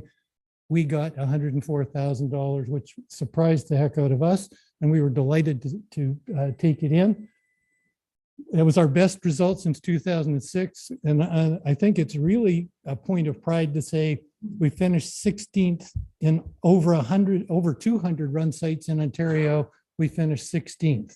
We're only 50,000 people, the four boroughs kind of combined here, and we just did a fantastic job. I just love it, and I want to keep that arrow going that way as well. We had a bunch of community events last year, so we still couldn't have the big shindig, but what we did was encourage little community events, a street car wash, a bake sale, a book sale, and we had 41 teams arose and made all that money for us, along with a bunch of individuals. So that was fantastic. And people seem to really like those small little local events. So we're not going to lose them this year. We're going to keep them in addition to the big party in the park. We had an auction for the first time last year, an electronic auction, and we made about $12,000 on it. So you'll see that coming back this year as well. So that's kind of that. What went well? I think the thing that I had as kind of our motto from our organizational team, we've got about 20 people, by the way, that work on this stuff all throughout the year to make it happen. But we had the little mantra of ask a little from a lot. It was this notion of we've just gone through some COVID economic and health bad times. Let's not push hard on trying to get a bunch of money from a whole bunch of people. Let's get a little bit of money from a whole bunch of people. And we got to build this base of people that are going to replace old farts like me when I'm too tired to do this anymore. We want young people coming aboard to take over and carry this ball farther than any of us could have carried it. We've been doing it for 42 years. I hope we're doing it for one more year, and then this bloody thing called cancer is gone. That would be the ultimate. We did some good stuff last year. We really pumped up on the promotional side. We got, some of you have heard me say this before, because a couple of you have listened to this pitch before, but I keep saying to my team, communicate until we're on the verge of being repulsive. Don't quite go over it, but go to it, because we got to get more people involved in this. A few of us can't keep this going and growing the way it needs to go. We had on there, just the last point on there, it's okay. I got the signal here, speed it up, Don. We did have last year as a little special thing. Fred Fox, Terry's older brother, made a personalized video for us. He singled us out in Ontario and did this little video, and we put it on the local TV, and we put it on YouTube. It was available. That was pretty special, but I'm gonna one up it this year. Fred's coming here for the day on August the 30th. He's going to spend a full day with us in our community.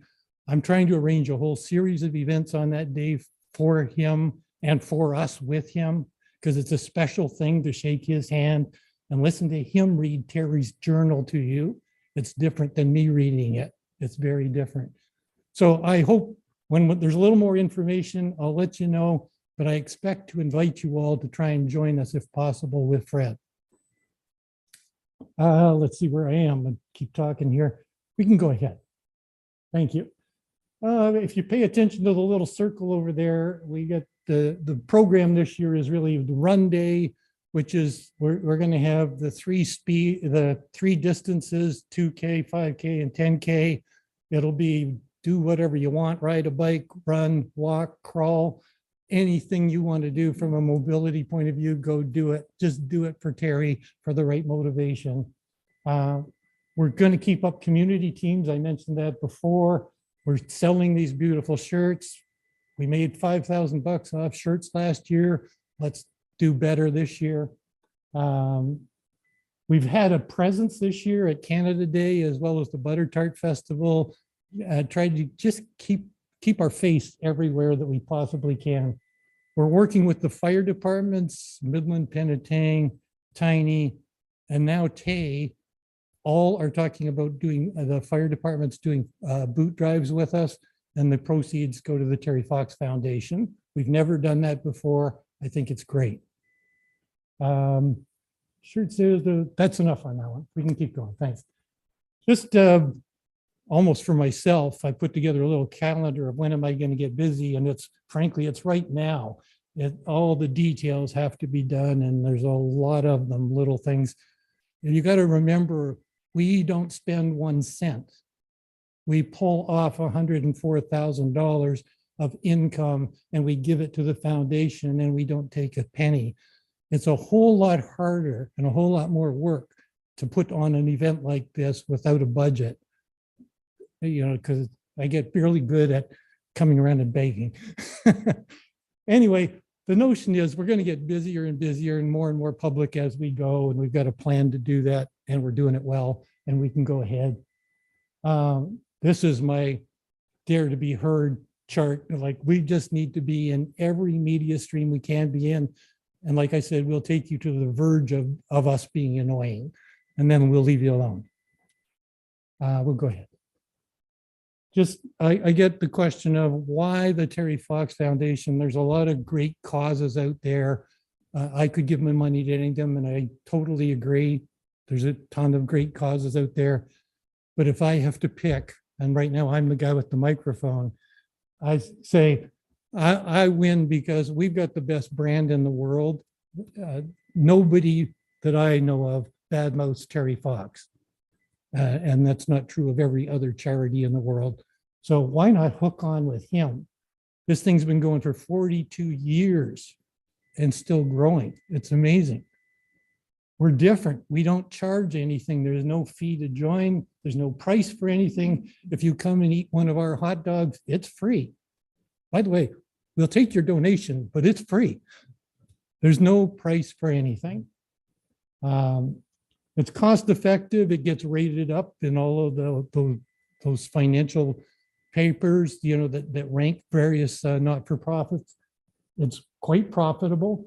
We're trying to make that 79% go higher. We don't want 21% of our money going to overheads at head office. We want to keep shrinking that number for sure.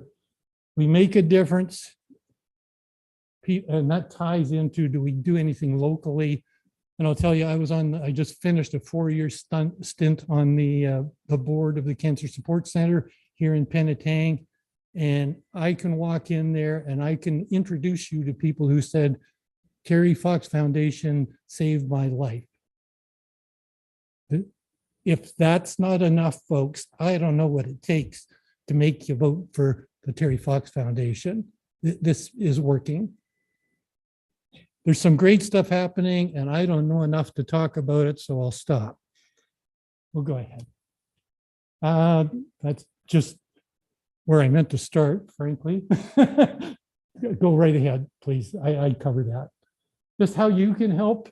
So I'm saying this to every group I'm pitching to, by the way, is introduce me to people with money. I would like to visit them, talk to them, cajole them, try and convert them. And I'm serious. I'd love to talk to any of them. Do this, buy one. You get lots of comments out on the street, by the way, and they're mostly positive. So try one, it'll work for you. Create your own fundraising team. This could be a team. Any one of you could start a team. There's a million ways you can start your own team. It's just decide to contribute, decide to get involved. It's that simple. Follow us on social media. If you're a social media, I'm not, but we pump it full anyway.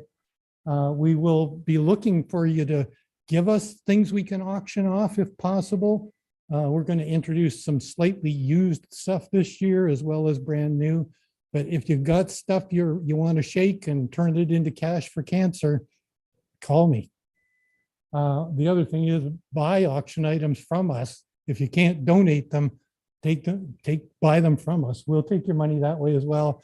And my main message for all of you is please come out on September the 18th. Come out to Perkins Field Park.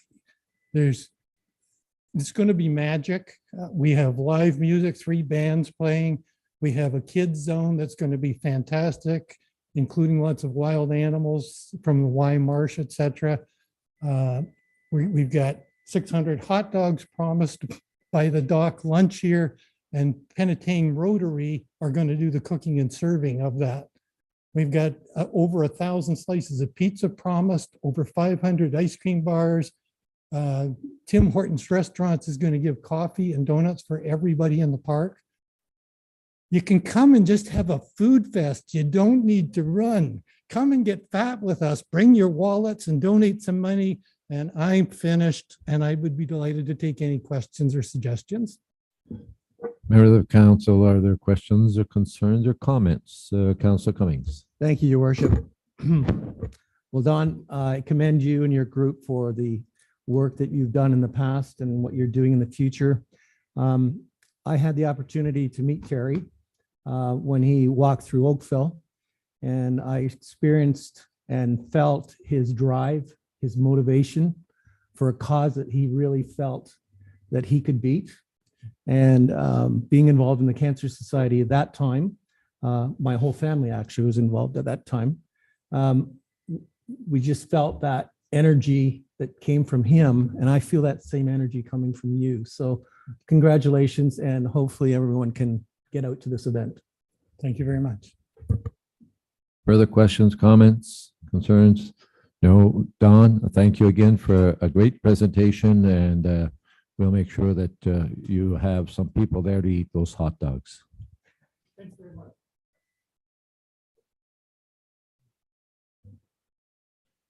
Okay, moving on to the council information package, council information package for June 22 and July 6, 2022. Are there any items from those that anyone wishes to pull? There being none, a mover and a seconder. Councilor Mayat, Councilor Cummings, all in favor? Thank you. And that brings us on to Section 8, Transportation and Environmental Services, and I will pass it on to Councilor Klug. Thank you, Your Worship. On our consent agenda tonight, we have one item. It's the Midland Penetanguishene Transit Committee meeting minutes of December 14th, 2021 and March 8th, 2022. The recommended action is that the following consent agenda items, having been given due consideration, be received for information. Can we have a mover and a seconder, please? Councilor Sainama, seconder, Councilor Badamokur. Any comments or questions? I see none. All in favor? That is carried. Thank you. Under matters for consideration tonight, we have the Robert Street West Well Field Pumping Test Results Report W 2022-01. The recommended action is that the information contained within the Robert Street Wellfield Fall 2021 TCE and yield testing report be received as information, and that the Water Division be directed to continue to monitor the TCE concentration within the well field through annual short-term 72-hour pump testing. Can we have a mover and a seconder, please? Councilor Cummings, seconded. Councilor Rose. Any comments or questions on this one? Your Worship. Just a comment, Madam Chair, and that would be that this is just actually an excellent news report, and very, very pleased that we see these levels going down. So, Absolutely. Thank you for that. Any other comments or questions? Oh, Debbie, sorry, Councilor Levy.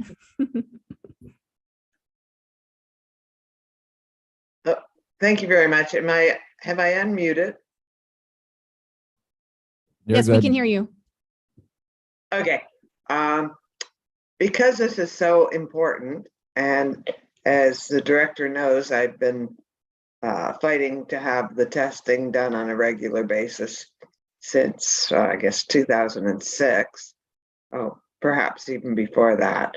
And I would like, if he is in the room, that the director actually read the summary, just the final point, and what this means for that water supply, if that's possible. He is here. Yeah, Director of. Thank Public you, Works. Madam Chair, through to Councillor Levy. So the final point, is that in, just for clarification, is that in the recommendation or the report? Just for clarification. In the summary of the report, is that Councillor Levy? Yeah, the final point in the summary, just basically where we're at and what the potential is. Okay.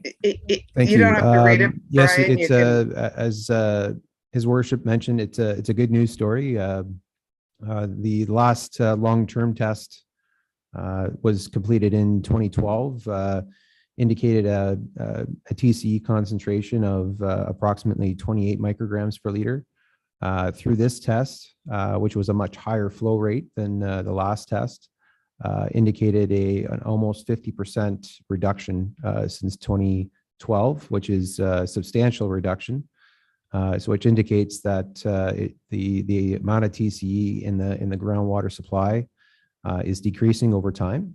And it's been indicated in the report that within the next 10 years, it could potentially be below the provincial water quality objective for TCE, which would be a fantastic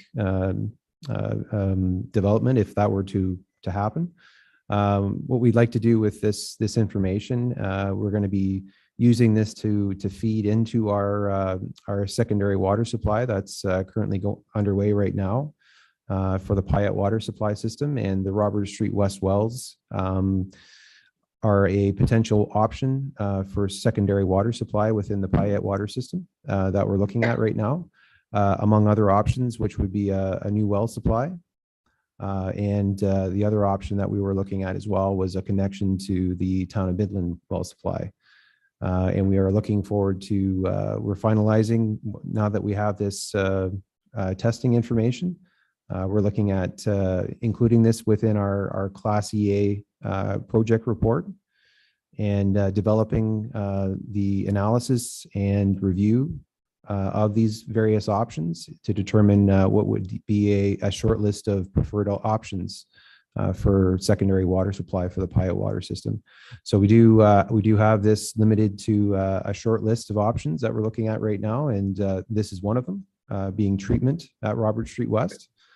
And we're looking forward in the coming months to bring forward a report to council recommending a preliminary preferred alternative for the Robert Street or the Payette secondary water supply, and then going forward to public consultation after that. Thank you so much, Mr. Murray. This is just the most amazing news in years. Thank you. Thank you, Councillor Levy. Councillor Cummings. Thank you, Madam Chair. Just a question, Brian. Years ago, we talked about an aeration tower with levels at 50% down from what they were. Is that a possibility these days?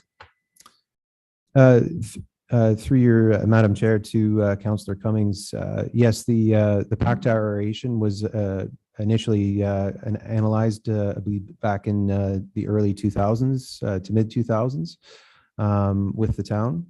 At the end of that review process, they were actually leaning towards a new technology, which is advanced oxidation treatment, and that is the same treatment that our consultant is preliminarily recommending right now for this well supply.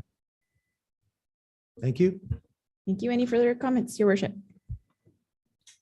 Thank you, Madam Chair. You know, Councillor Cummings, you bring up that point, is that in 2000, I happened to go to the town of Fergus to see the tower in action, and it was ironic today that through the budget review, or the not the budget review, the agenda review today with the CAO, and he mentioned that the cost that we're looking at, possibility of bringing this on stream between $6 to $8 million. Well, back in 2000 with that aeration tower, it was in the $8 to $10 million. So we're ahead of the ball game. Very good. Were there further questions or comments?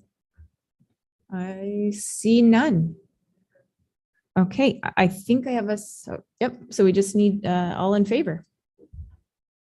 That is carried. Thank you so much. Moving on to referrals to upcoming agenda and staff. Oh, sorry, Director.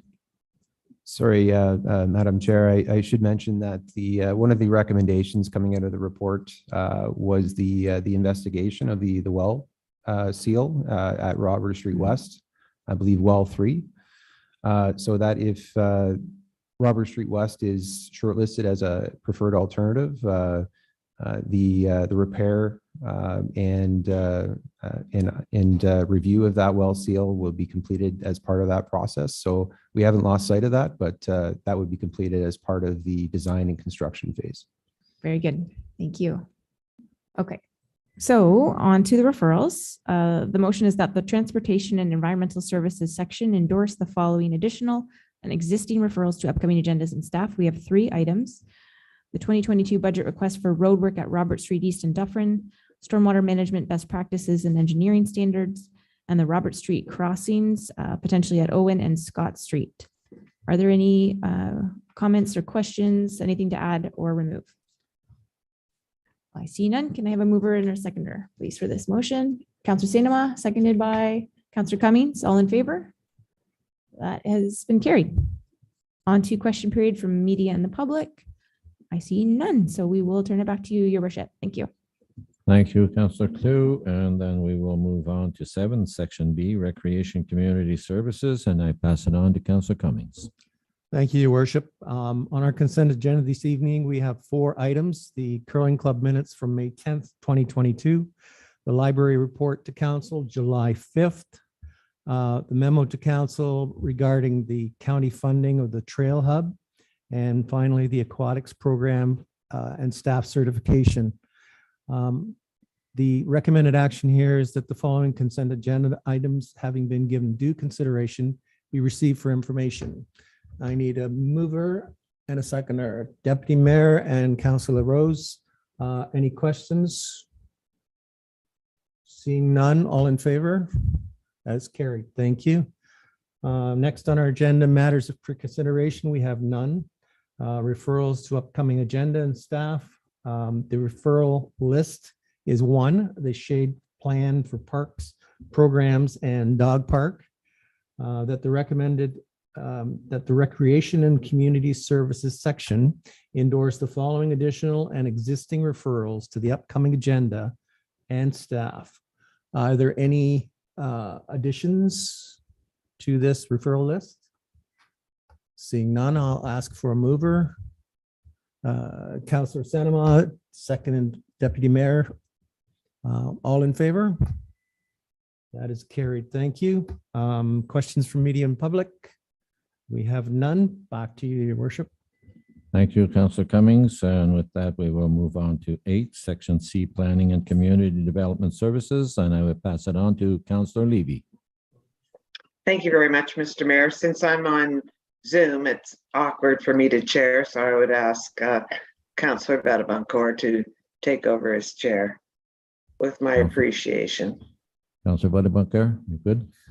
Thank you, Worship, and thank you, Councillor Levy. So referring to the Planning and Community Development Services section, we have 3 items on the consent agenda, and the recommended action is the following consent agenda items, having been given due consideration, be received for information. The first is a memo to Committee of the Whole dealing with 2021 census data. The second is a memo to Committee of the Whole, Comprehensive Zoning Bylaw 2022-17 and site-specific appeal. And the third item is memo to Committee of the Whole, second quarter Planning and Community Development Department update. Does anybody have any comments on any of those referral items? Seeing none, may I have a mover for the motion, please? Councillor Rose, the seconder, Councillor Sainama. Any further discussion? All those in favor? Motion carries. First matter for consideration is a draft plan of condominium exemption request application for 176 and 200 Fox Street, Champlain Shores Bay Mooring subdivision. This is not something that the town has dealt with on a regular basis in the past. I think as our director was telling us, This may be the first time we've had to deal with this. So with that, I'm going to turn it over to her and she can provide us a brief background on this particular matter. Thank you, Madam Director. Thank you very much, Councillor Vadabancourt. So this is an application to exempt the development at known as Champlain Shores, formerly the Bay Moorings Marina, from the Planning Act process, from going through a public meeting and approval and decision by council and the appeal period and such that would normally transpire with just an application for a condominium. If you'll recall, this development has gone through the Planning Act process for the plan of subdivision, the zoning application that was completed in 2021. So there has been significant public participation and council decisions being made with this development. And it was known at that point in time that there would be a common element condominium that would be requesting exemption from the process. So we have received the cover letter from IPS planning consultants on the development proposal. And our planning consultant has provided some analysis in the staff report of the process, as well as an example of the exemption certificate that, if approved, council would pass at the August meeting. This would enable the development to continue forward and progress towards registration of the subdivision, all necessary steps in order for the conclusion of the building of homes and the sale of properties. So with any questions, I'd be happy to answer for council. Any questions, members of council? Seeing none, I'll read the recommended action and then I'll look for a mover and a seconder. That staff report PL 2022-32 being an application for draft plan of condominium exemption request for the subject properties located at 176 and 200 Fox Street regarding the Champlain Shores Bay Mooring subdivision dated July 13th, 2022 be received. And that council hereby approves the request for condominium exemption under section 9 of the Condominium Act. And the clerk and mayor are hereby authorized to sign the exemption certificate when the following matters have been addressed. A, that the Director of Planning and Community Development or designate in consultation with relevant staff is satisfied as to the compliance of the development with all relevant town requirements.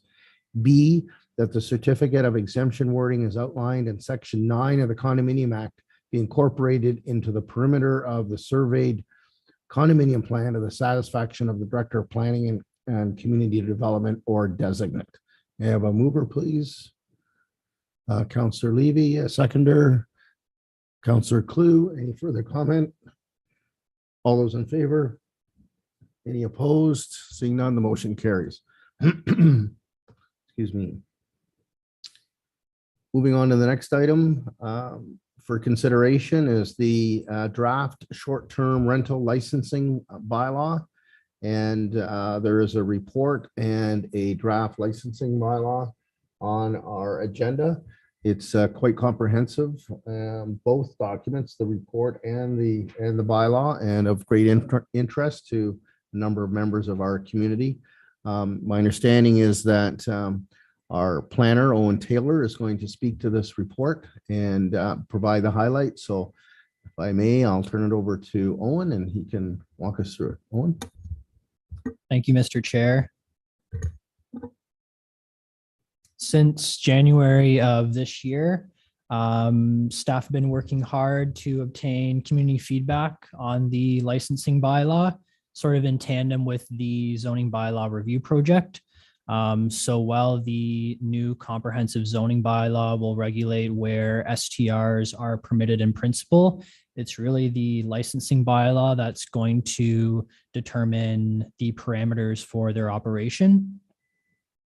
A draft licensing bylaw was provided to committee in April, and it was endorsed with some minor revisions, and staff were directed to report back to committee with a recommendation with respect to staffing resources, as well as fees and an implementation timeline. We did report back at the May meeting. However, unfortunately, the item was deferred due to some technical difficulties. We've since had some turnover in staff in the bylaw department, which we informed committee of that through a memo at the June meeting. And this evening, we're returning with a little bit of an updated implementation strategy. And the new, the new draft licensing bylaw for consideration, with option number 4 being the recommended option to engage an external service provider to help manage the STR licensing bylaw, as well as engaging a part-time staff member to oversee those operations. I'd be happy to answer any questions or comments.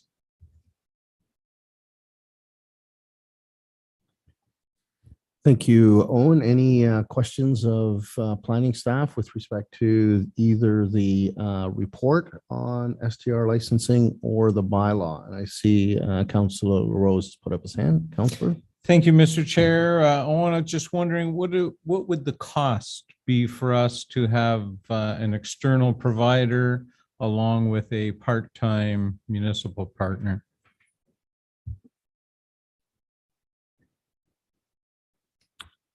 Through to Councillor LaRose, the option number 4, which is the recommended option, would be a total cost of $27,929 to $33,129. So the lower value being if staff were to go with the external services from Granicus, whereas the higher option would be from the other third-party service being Hamari. So there is a little bit of range there. And the approximate cost of the part-time staff member alone would be $23,629.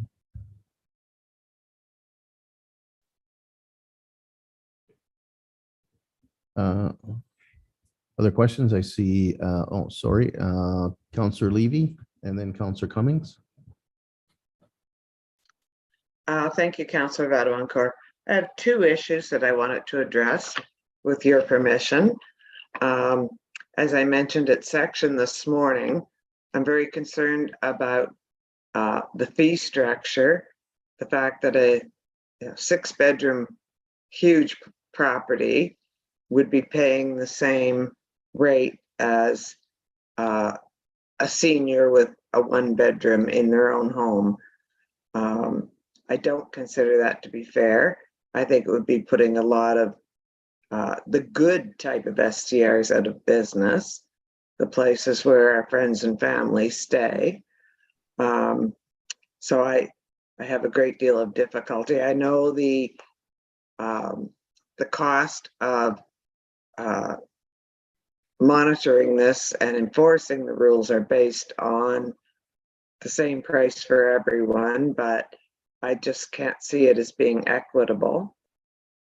And my second issue, which you addressed earlier today in our section meeting, was on-site driveway parking for all, but that eliminates all of our Main Street commercial above shop short-term rentals, which most people seem to favor. That would eliminate all of them. So those are my 2 issues. Thank you. Thank you. Owen, did you want to speak to those 2 points, please? Through to Councillor Levy, firstly, with respect to the fees, staff did consider some alternative fee structures in the other bylaws that we reviewed. So one of them, the example that you used being lesser fees for STRs, which would have a lower number of units. Staff don't anticipate that the workload, depending on if you have only 2 people staying at your STR versus the maximum number being 8, that the workload will decrease. So in either one of those options, the fees required to reimburse the services that we're providing remain the same. Some other examples of alternative fee structures would be there's an increase in fees when the residence that you're renting out is not your primary residence. So as you have a secondary residence or a third residence, the fees would go up. If committee did want to consider altering the fee structure, that would mean that we would need to, number one, we'd be decreasing the application fee for those with a lower number of units, but we would also have to increase the fees for those with more.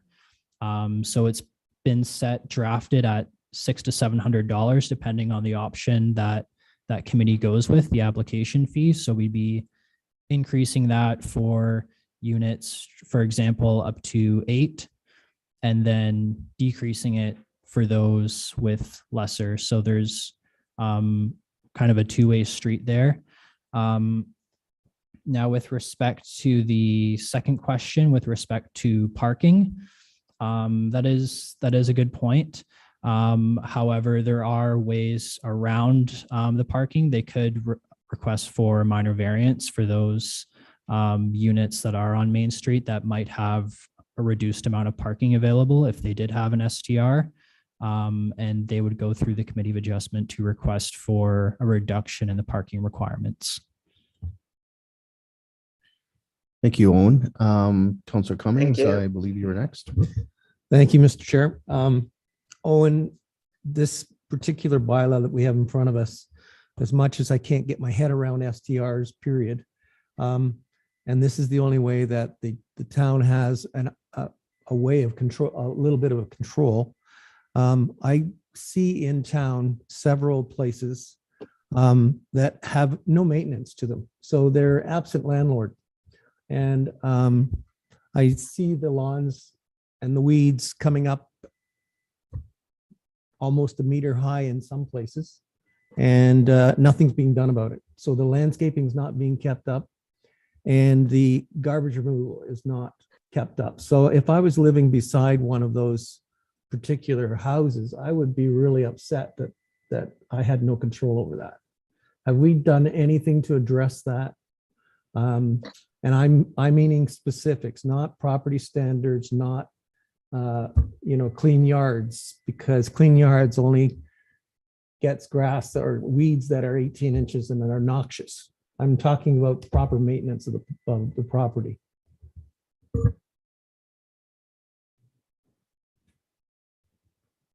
In terms of any sort of provision for property maintenance within the bylaw, we do point back to all of our standard municipal bylaws like property standards, fireworks, noise, and things like that. Now, within the renter's code of conduct that the renter will sign off on, they're acknowledging that they are complying with all these bylaws. So if they are not compliant with those bylaws, not only would they be subject to the consequences under property standards, what have you, they would also be receiving a strike on their license. And we're operating under the method of the 3 strikes, you're out. So as they have contraventions to those bylaws, not only are they subject to those fees or what have you, they'll also risk losing out on their license entirely. Supplementary. Thank you. My idea of maintenance is more or less, if I had a commercial property, I would make sure that I had the grounds in proper order and making sure that it's appealable to not only my renters, but to the public and my neighbors. If we are not specific about keeping these properties under control, sure, we can go back on our bylaw, but it's like really vague, and these owners can get away with what I'm seeing today. So, and it's not bylaw. Bylaw wouldn't be called in a case like I've seen with long, tall grass. So I'm just looking at, my wish would be, if it's going to happen, then we need to be specific and make that clause in our licensing agreement. Like, be specific. Thank you, Councillor. Councillor Klug. Thank you, Mr. Chair. Firstly, thank you to staff for the work on this. I think there's a lot in this document, and I have wrapped my head around it. I believe our community is really concerned about short-term rentals, so we know this is front and center for a lot of us. My question has to do with the financing of it. So if we're looking at the option number 4, and we believe it to be cost recovery essentially through the application fees, we determined there's about, I think, 78 or so STRs in town. What happens in the event that we only have 15 or 20 applications and we don't recoup the costs of the part-time staff and the external compliance services? Where do we go with that? Through to Councillor Clue. With that, it was noted in the report that this is going to be something new that's for the municipality, and we're going to have to have a means to track and report back to committee and council on how the licensing bylaw is operating once it's actually in effect.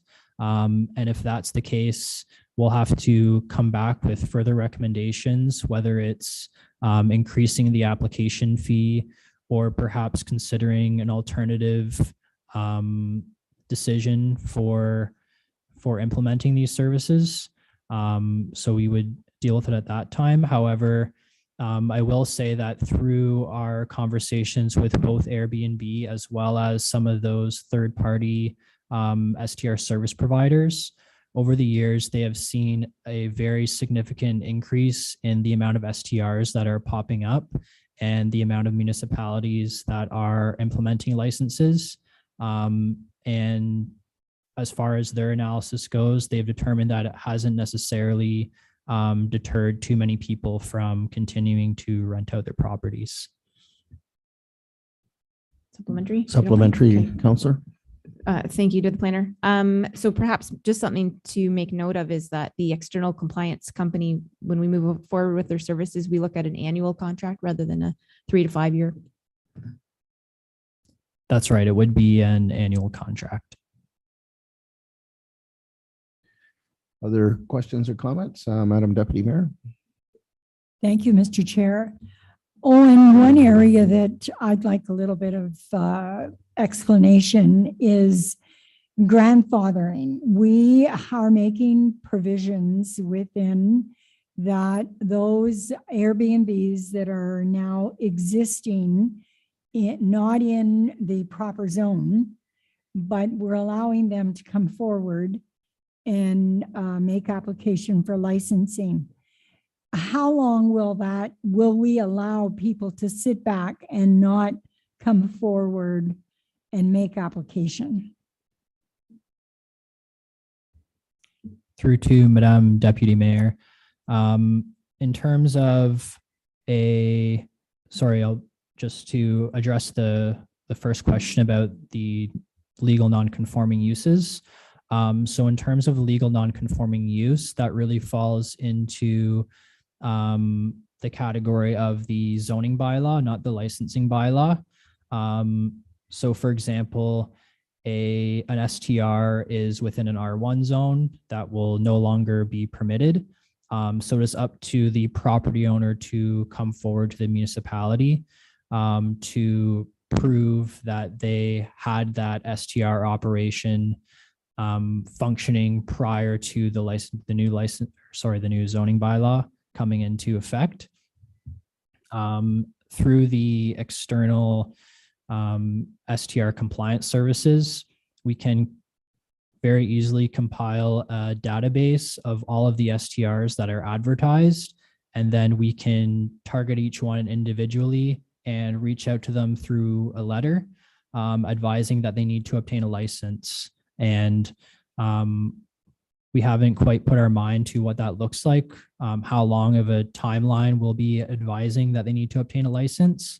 But we do have mechanisms to be reaching out to those legal non-complying STRs and advise that they should be obtaining a license by such date. Thank you, Owen. Any other questions? Councillor Rose? Not so much a question, just a comment. I know Owen and your group have done a great job bringing this forward. I'm still going to have a big problem with it. I have a hard time understanding why we're going through all this work. We're adding all these people. We're doing all this. What happens when it doesn't comply? What happens when the neighbor complains? If you look at this weekend coming up Robert Street West, the B&B just down the hill here, they had 9 bags of garbage sitting halfway out on the road. Seagulls were into it at 6:30 in the morning.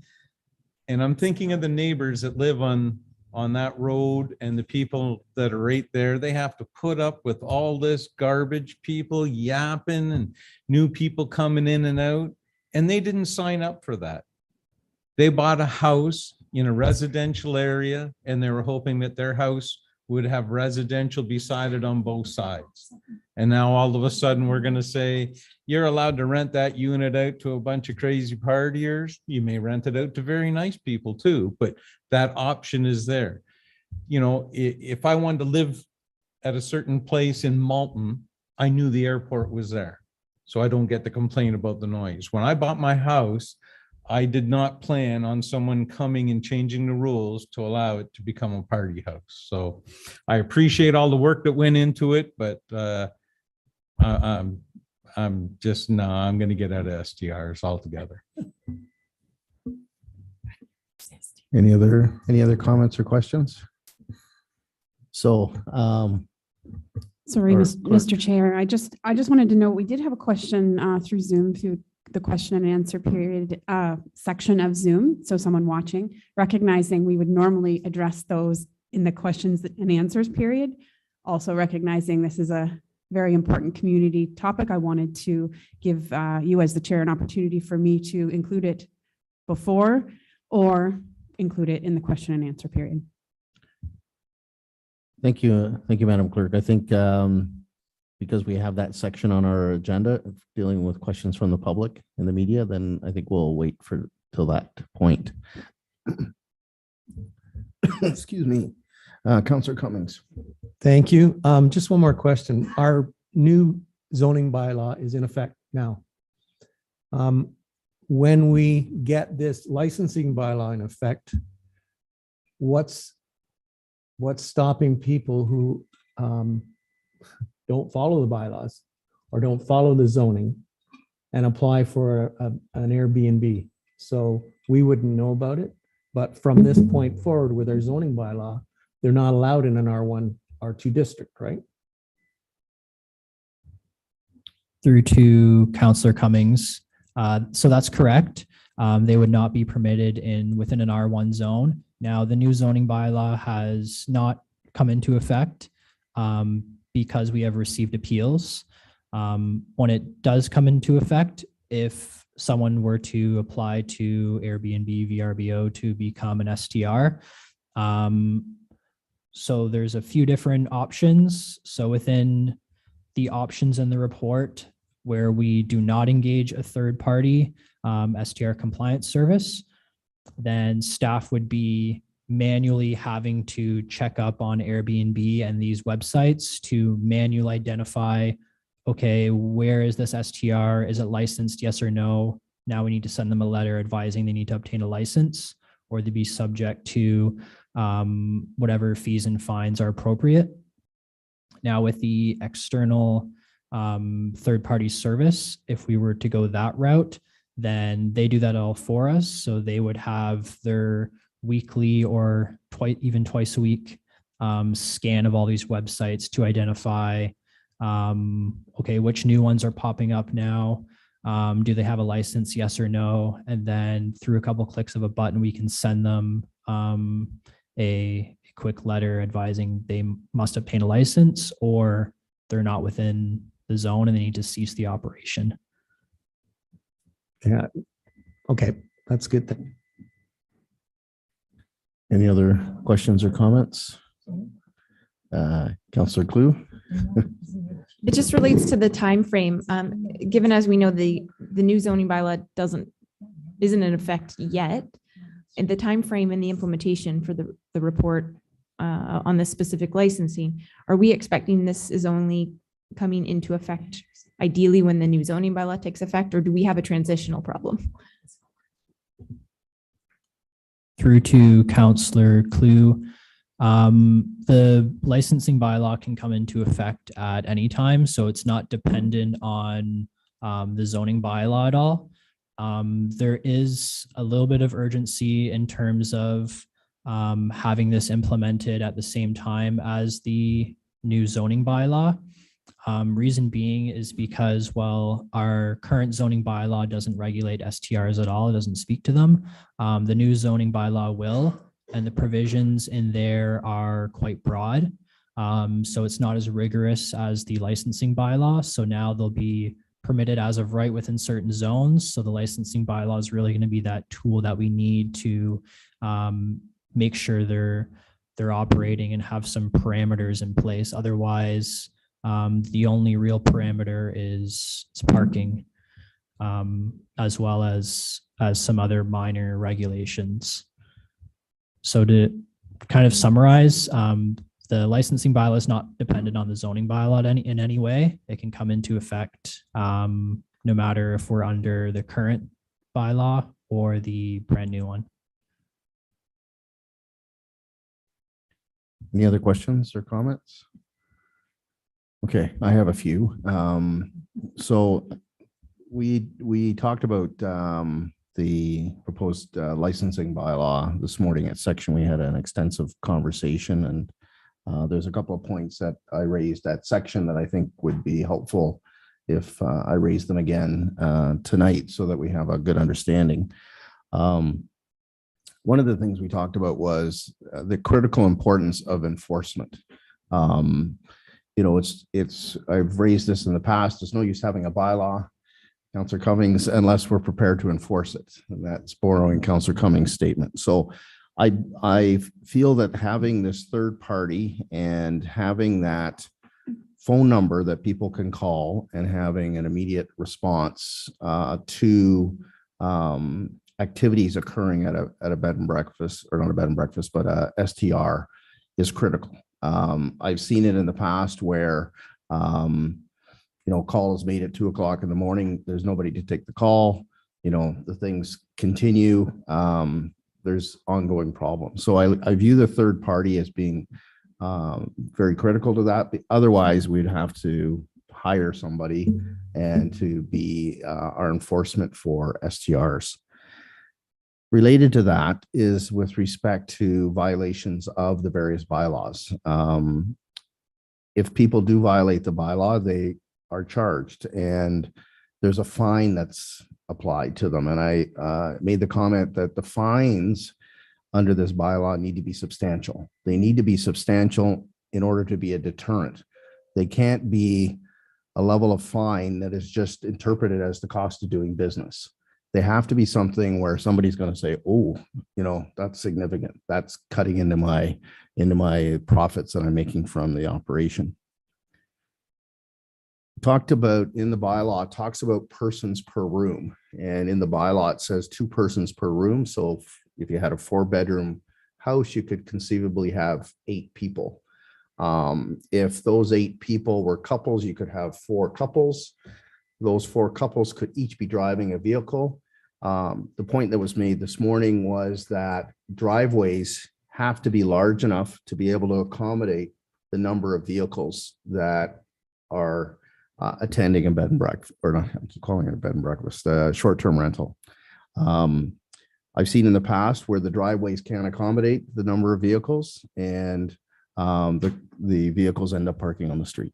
And in a residential area, you typically don't see cars parked on the street. You see them parked in the driveways or in the garage. So I think we need to look at that in terms of our licensing bylaw, tying the number of people that are permitted to the area, like the driveway, and it's defined in our bylaw. And they can't park on the lawn. They can't park. They have to park in the driveway. We talked about the 3 strikes you're out for STRs, and I think that's a good way to do it. But I don't think that we should forget about the history. So if somebody, a property owner who was operating in STRs, had 2 offenses in, say, for example, in 2020, and 2 offenses in 2021, and two offenses in 2022, they're just getting by under the wire for the 3. I think we need to be looking at some sort of mechanism. Maybe we're going to have a meeting with the owner to say, look, there's a problem here. We have an issue. You don't seem to be managing your STR that well. So I think previous history needs to come into consideration when we're looking at this. In the code of conduct, that's attached to the bylaw, it talks about, at the very first paragraph, it talks about, and I'll quote it, it says, permanent residents of these neighborhoods have the right to enjoy their own properties without nuisance. So without nuisance, and that goes to Councillor Rose's comment with respect to STRs being introduced into residential neighborhoods. People didn't expect that their neighbor was going to operate an STR, and so that is very critical that these STRs operate without creating a nuisance to their neighbors. We need to build that into the bylaw. It's in the code of conduct, but it's not referenced in the bylaw. And there's a section within the bylaw that I think it could be added very easily. And it talks the section that deals with health and safety. I think it needs to be, I think we need to include reference to not creating a nuisance. So I can't remember off the top of my head what that section was. But it's there, and we talked about it this morning. So I'd ask if we could give some consideration. It's section 8.4. I just found it here. So it says 8.4, the licensing officer, if satisfied that the continuation of a license possesses a danger to the health or safety of any person, may, for the time and such conditions are considered appropriate, suspend a license for not more than 14 days. And in that section, I would like to suggest that we include nuisance. So if the licensing officer is satisfied for the continuation of the license possesses a danger to the health and safety of any person or creates a nuisance, may, for the time and such conditions are considered appropriate, suspend the license. So that's something, again, that can act as a deterrent to the owner. In the bylaw, it talks about the owner of the STR needing to be, I think it's 1 hour, within 1 hour, so that person could attend the property. I think 1 hour is too long. I think that if the person, the owner of the property, lives outside of the 1 hour, outside of 30 minutes, they need to appoint a responsible person that's closer. I think that the owner is ultimately responsible for the operation of the property and the STR.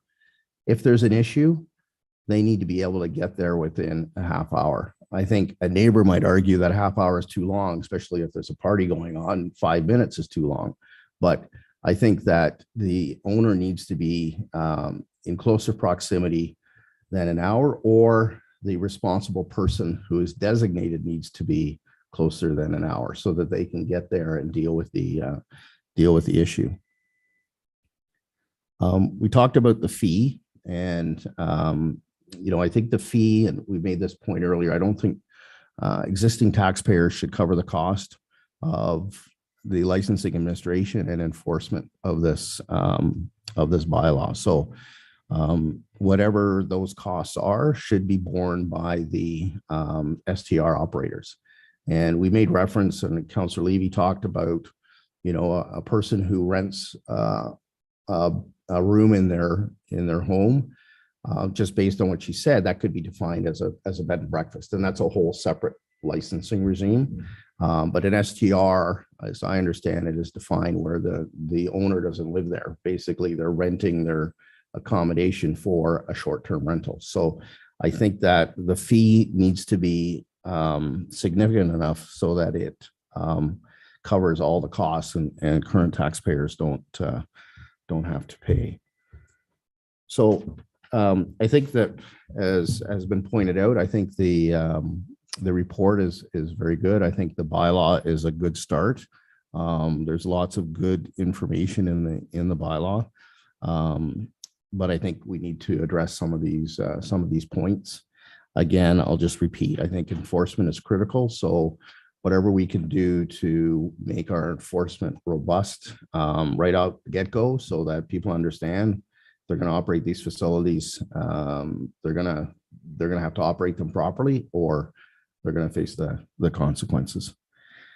In the bylaw, or sorry, in the report, it talks about the municipal accommodation tax, and rightly so, staff have recommended, in my opinion, that it not be rolled into our discussion about this. It be set aside as perhaps a referral item. I would support that option.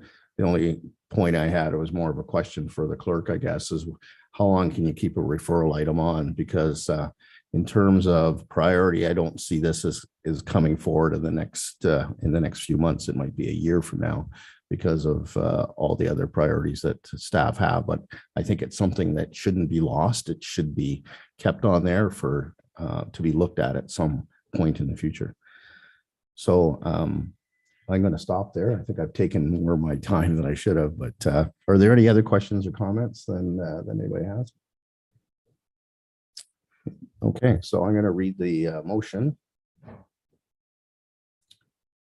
So the recommended action that council endorse the draft licensing bylaw attachment number 1 to PL 2022-23 as amended in accordance with the recommendations provided herein, and that staff be directed to bring forward the final version of the licensing bylaw for approval, and further that council endorse the staffing resources provided in option 4, table 5 in PL 2022-2023. And before I ask for a mover and seconder, Owen, I forgot to ask you if you had any comments about whatever I said. So I'm going to turn it over to you if you had anything that you wanted to say. Sorry. Thank you, Mr. Chair. I would just like to clarify a couple items as I was following along with your comments. First of all, thank you for your comments. We can certainly implement those in the next iteration of the bylaw. I just wanted to touch quickly on the 30 minutes for the contact person. So we evaluated quite a few different licensing bylaws in and around our area. 1 hour appears to be the standard and the really the minimum that we're seeing. And in some cases, it will be actually longer, 1 hour and 30 minutes to 2 hours. So just something to consider there. Now, the other comment with respect to parking. So overflow parking for guests that may be visiting or something like that, they'll have their minimum standard that they'll need for however many bedrooms they have. If they have 3 bedrooms, then they will need 1 parking spot for each bedroom. Now, in terms of parking on the lawn or off of the driveway, that is addressed through our new zoning bylaw. So the zoning bylaw essentially says that parking shall be limited to a properly surfaced driveway or parking area. And then the driveway and the parking area have a very specific definition within the zoning bylaw as well. So that would prohibit any sort of parking on the lawn or anything like that. Those are the 2 just main points that I wanted to make committee aware of. Thank you. So I've read the motion. Do I have, Madam Deputy Mayor? Thank you, Mr. Chair. Owen, then there were some suggestions that were made here this evening. They will be considered, and the new bylaw that will come to us, or licensing bylaw that will come to us in August, will indicate some of those changes. I'm wondering if when you do make new changes, that you could mark them off in a colored pencil so that it would be easier for us to find them and have a look at them.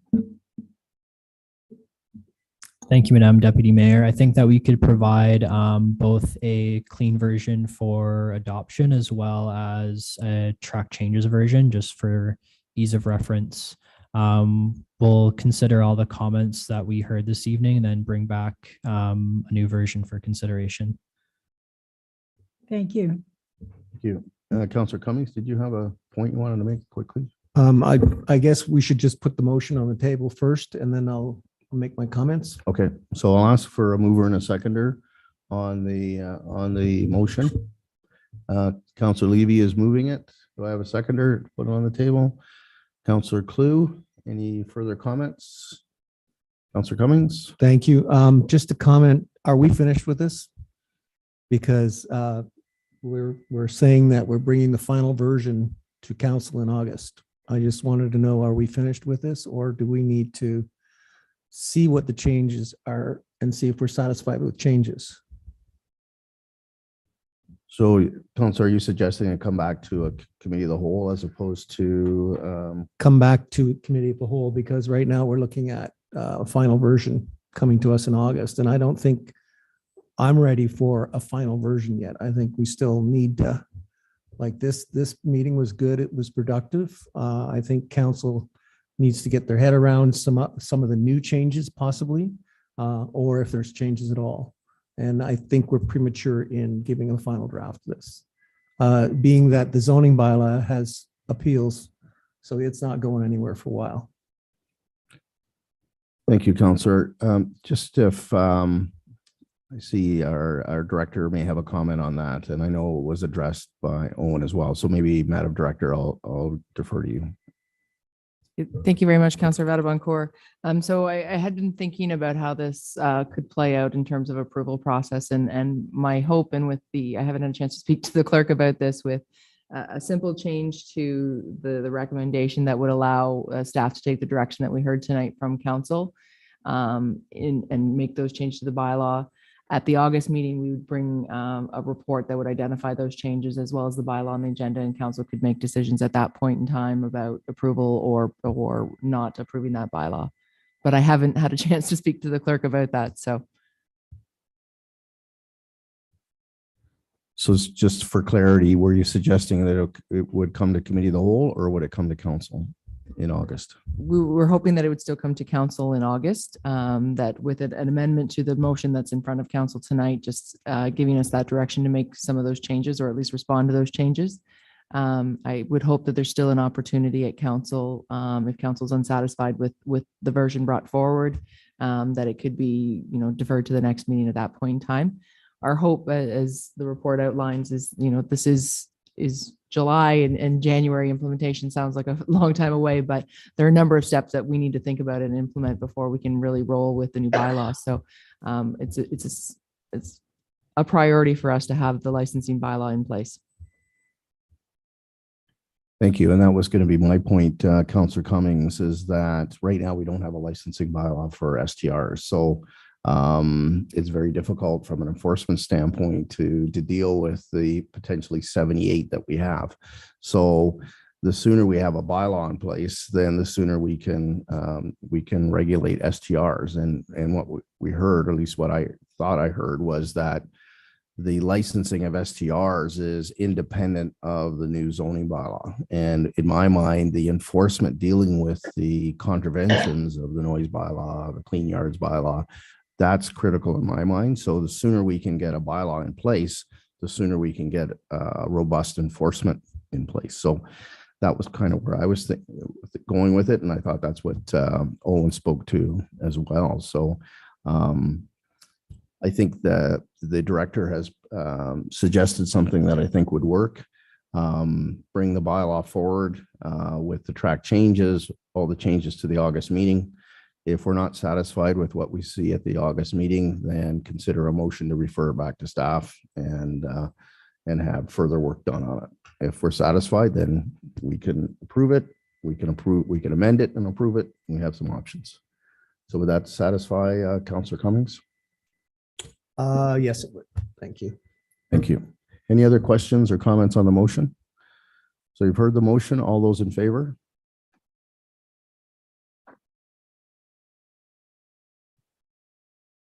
Sorry, we have 2 opposed. Motion carries. Thank you. Referrals to upcoming agenda, that the Planning and Community Development Services section endorse the following additional existing referrals to upcoming agendas and staff. We have the regulation and licensing options for short-term rentals, and we were just talking about that. We have the Beaulieu Drive Road options. We have the housing in North Simcoe. We had the presentation from the County of Simcoe earlier this evening, and we have the site plan control bylaw review. And to add, we had talked about the municipal accommodation tax, and I'll refer to the clerk how best to deal with that. Perhaps a key deliverable would just be a report on the pros and cons of implementation of a municipal accommodation tax. I think some of that was covered in the report tonight, but I think it should be a standalone item. And then the expected date would be yeah, at some point in the future, perhaps in 2023, but I'll defer to the clerk. Sorry, thank you, Councillor Vattencourt. So is the question just more about timelines in terms of adding the item in case it is actually something that happens at the next term of council? Is that the concern or question? Hopefully I described it right, and I described the key deliverable right. So the only question is the time frame, and I think it would be a 2023 type time frame. So next council. Okay, I think I have it for the MAT tax, pros and cons of the MAT tax, and I can add that. Just questioning whether or not it would be a P&D report or a finance and corporate services report, but certainly we can add it now. And as normal process, our CAO would advise on the expected date, and it can be amended by motion. Thank you. So those that was the. Thank you. Councillor Levy.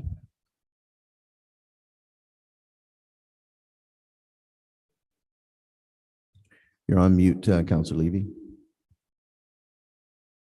So sorry. Are we removing the county presentation that we heard tonight?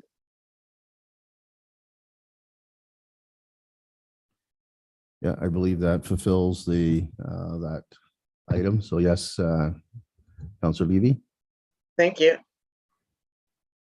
So any other changes or additions? Seeing none, may I have a mover then that the Planning and Community Development Services section endorse the following additional existing referrals to upcoming agendas and staff as amended.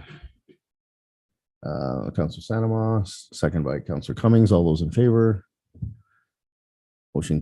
Motion carries. And we have question periods for the media and the public, and we do have a member of the public, as I understand, and we have a member of the public in the audience here. So maybe we'll go to our member of the audience, and we'll get our member of the public on Zoom lined up right after that. So, and sorry, Mr. Graham, before you start, we just ask that you ask the question at the podium, just so the members of the public and Councillor Levy can hear your question.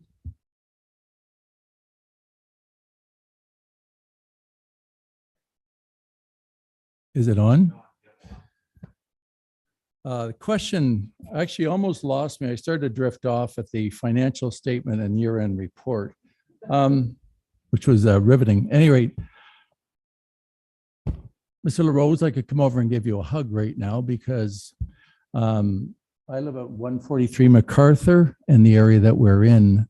We just woke up one day and a gentleman from Markham had bought the house down the road and opened up I'm presuming a commercial business.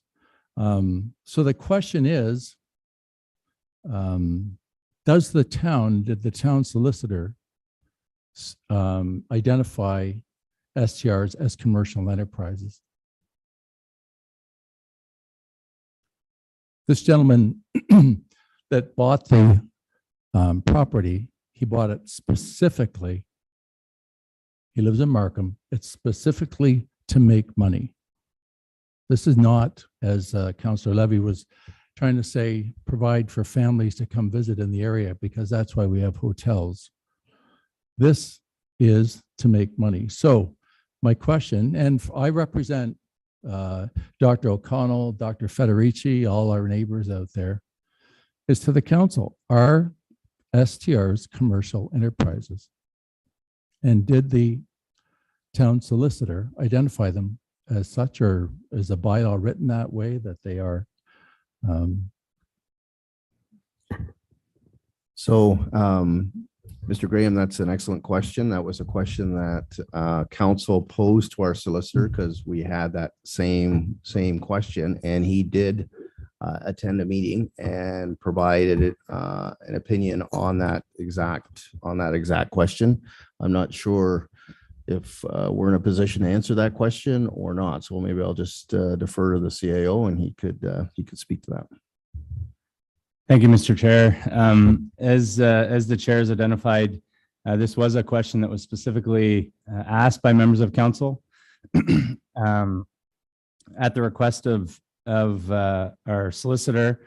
It was addressed through solicitor-client privilege with respect to the Municipal Act and in camera session.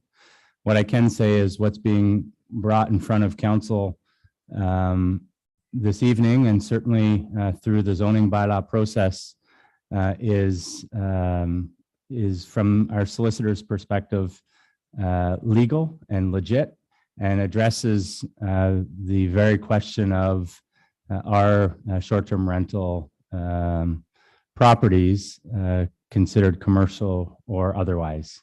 Okay. So that's I realize that's not getting into any depth, right, because we're not in a position to get into any depth, but I can say that council did very eloquently ask the question, and it was certainly addressed through advice from our solicitor. Okay. Councillor Vadaboncourt, so can other commercial enterprises open up in residential areas?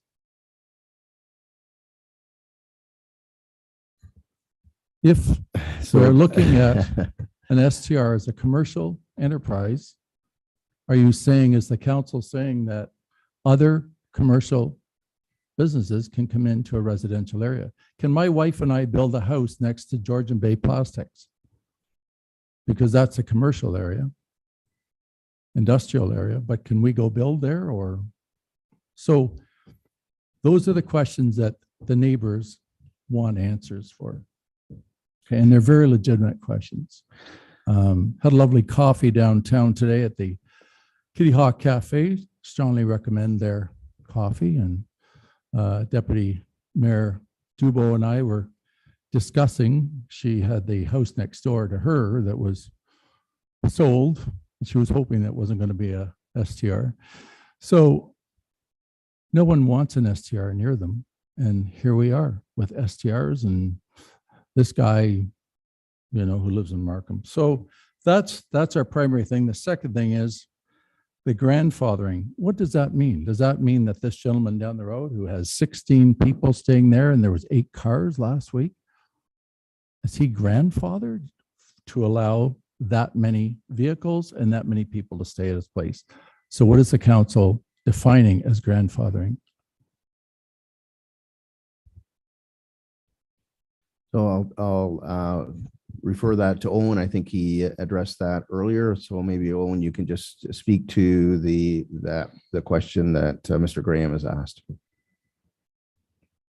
Thank you, Mr. Chair. Just to answer that question with respect to legal non-conforming uses. So that doesn't fall under the category of the licensing bylaw. It's rather the zoning bylaw that would regulate in general the use of the land. So our current zoning bylaw doesn't speak to short-term rentals at all. There's no definition, there's no reference to them. So for that reason, any use that was occurring on the property prior to the effective date of the new zoning bylaw that is currently under appeal, so long as it was legal then, it is now still legal. Now, transferring over to the new zoning bylaw, it will have specific zones where these STRs are permitted. They're listed as a permitted use. So that was approved by council on June 8th. Now it has been appealed, so we're going through that process now, so it's not yet in effect. Now the permitted zone for STRs are identified as shoreline area 1, shoreline area 2. Just, I don't mean to As cut you well off, but as- I just want sorry, an if I- answer to that question. Are you going to allow that gentleman to have 16 people staying at his place? I just want to keep sort of going on Okay, the sure. same path, and then I'm going to get to your answer at the end just to get kind of the full picture. So the that area in particular, MacArthur Drive, most of the properties are within that area that would permit short-term rentals as of right. Now, although that use of the short-term rental will be permitted, if a licensing bylaw is passed, it'll still be subject to all the provisions within the licensing bylaw. Now, the licensing bylaw as currently drafted, it has a maximum of 4 bedrooms and a maximum occupancy of 8 persons.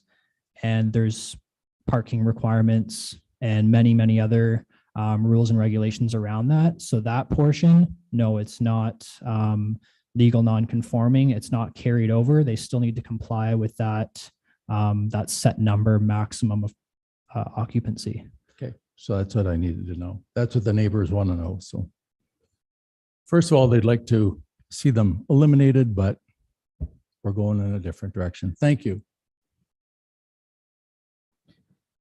Thank you, Mr. Graham. So, Madam Clerk, do we have the person who is on Zoom ready? Thank you. They for- actually provided it in our question and answer box of Zoom, which is you don't see, but I will read for you. It was done by text, and it's actually a very similar question to what was just asked. So maybe they live on the same street. My question is around grandfathering of existing STRs on waterfront and the numbers of people allowed at one time to occupy. If they have been using to rent to 10 people at a time and the bylaw states 6, can they continue to rent to 10? So I think our planner has sufficiently answered that question previously, but certainly if council wants more clarification, they can ask. Thank you, Madam Clerk. I think the planner has answered that question already. So, thank you, Owen. So, Your Worship, I don't believe there's any other questions from members of the public. So I'm going to turn it back to you. Thank you, Councilor Wedebacher. And with that, then we will move on to 9, Section D, Finance and Corporate Services, and I pass it on to Councilor Sineman.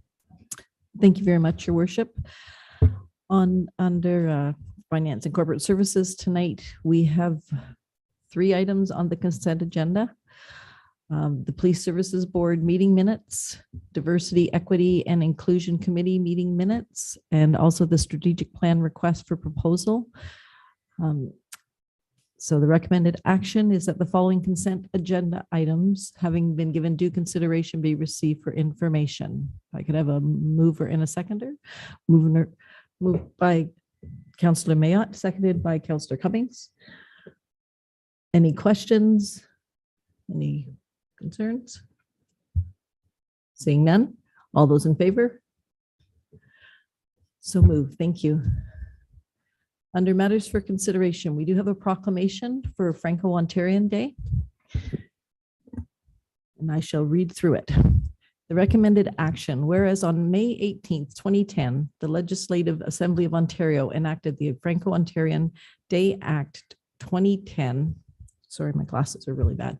Proclaiming September 25th in each year as the Franco-Ontarian Day. And whereas the Franco-Ontarian Day Act recognizes that Franco-Ontarians commemorate September 25th to celebrate their language and heritage and also take pride in their collective accomplishments. And whereas September 25th is the anniversary of the first unveiling of the Franco-Ontarian flag in Sudbury in 1975, the Franco-Ontarian Emblem Act 2001 recognizes the flag as the emblem of the Francophone community of Ontario. And whereas by proclaiming September 25th as Franco-Ontarian Day, this act officially recognizes the contribution of the Francophone community of Ontario to the social, economic, and political life of the province and the community's importance in Ontario society. And whereas French is one of the 2 official languages of Canada and has been spoken in Ontario since the 17th century, Therefore, the Council of the Town of Penetanguishene hereby proclaim September 25th, 2022 as Franco-Ontarian Day. And if I could have a mover and a seconder. Mover Frank. Councillor Mayotte, seconded by Deputy Mayor Dubo. All those in favor? So moved. Thank you so much. Referrals, that the Finance and Corporate Services section endorse the following additional and existing referrals to the upcoming agenda. We have the OPP costing costs and the CNCC recovery, which is ongoing. The Community Reach funding request. Oh, you're going to take that off. Anyway, those two items. Anything added to be added to the agenda? No? Okay. If I could have a mover and a seconder, please. Councillor Mayotte, Councillor Cummings, all those in favor? So moved. Thank you very much. Questions from the media and public? Seeing no questions, I refer back to you, Your Worship. Thank you. Thank you, Councillor Sainama. And with that, the Committee of the Whole meeting agenda is adjourned.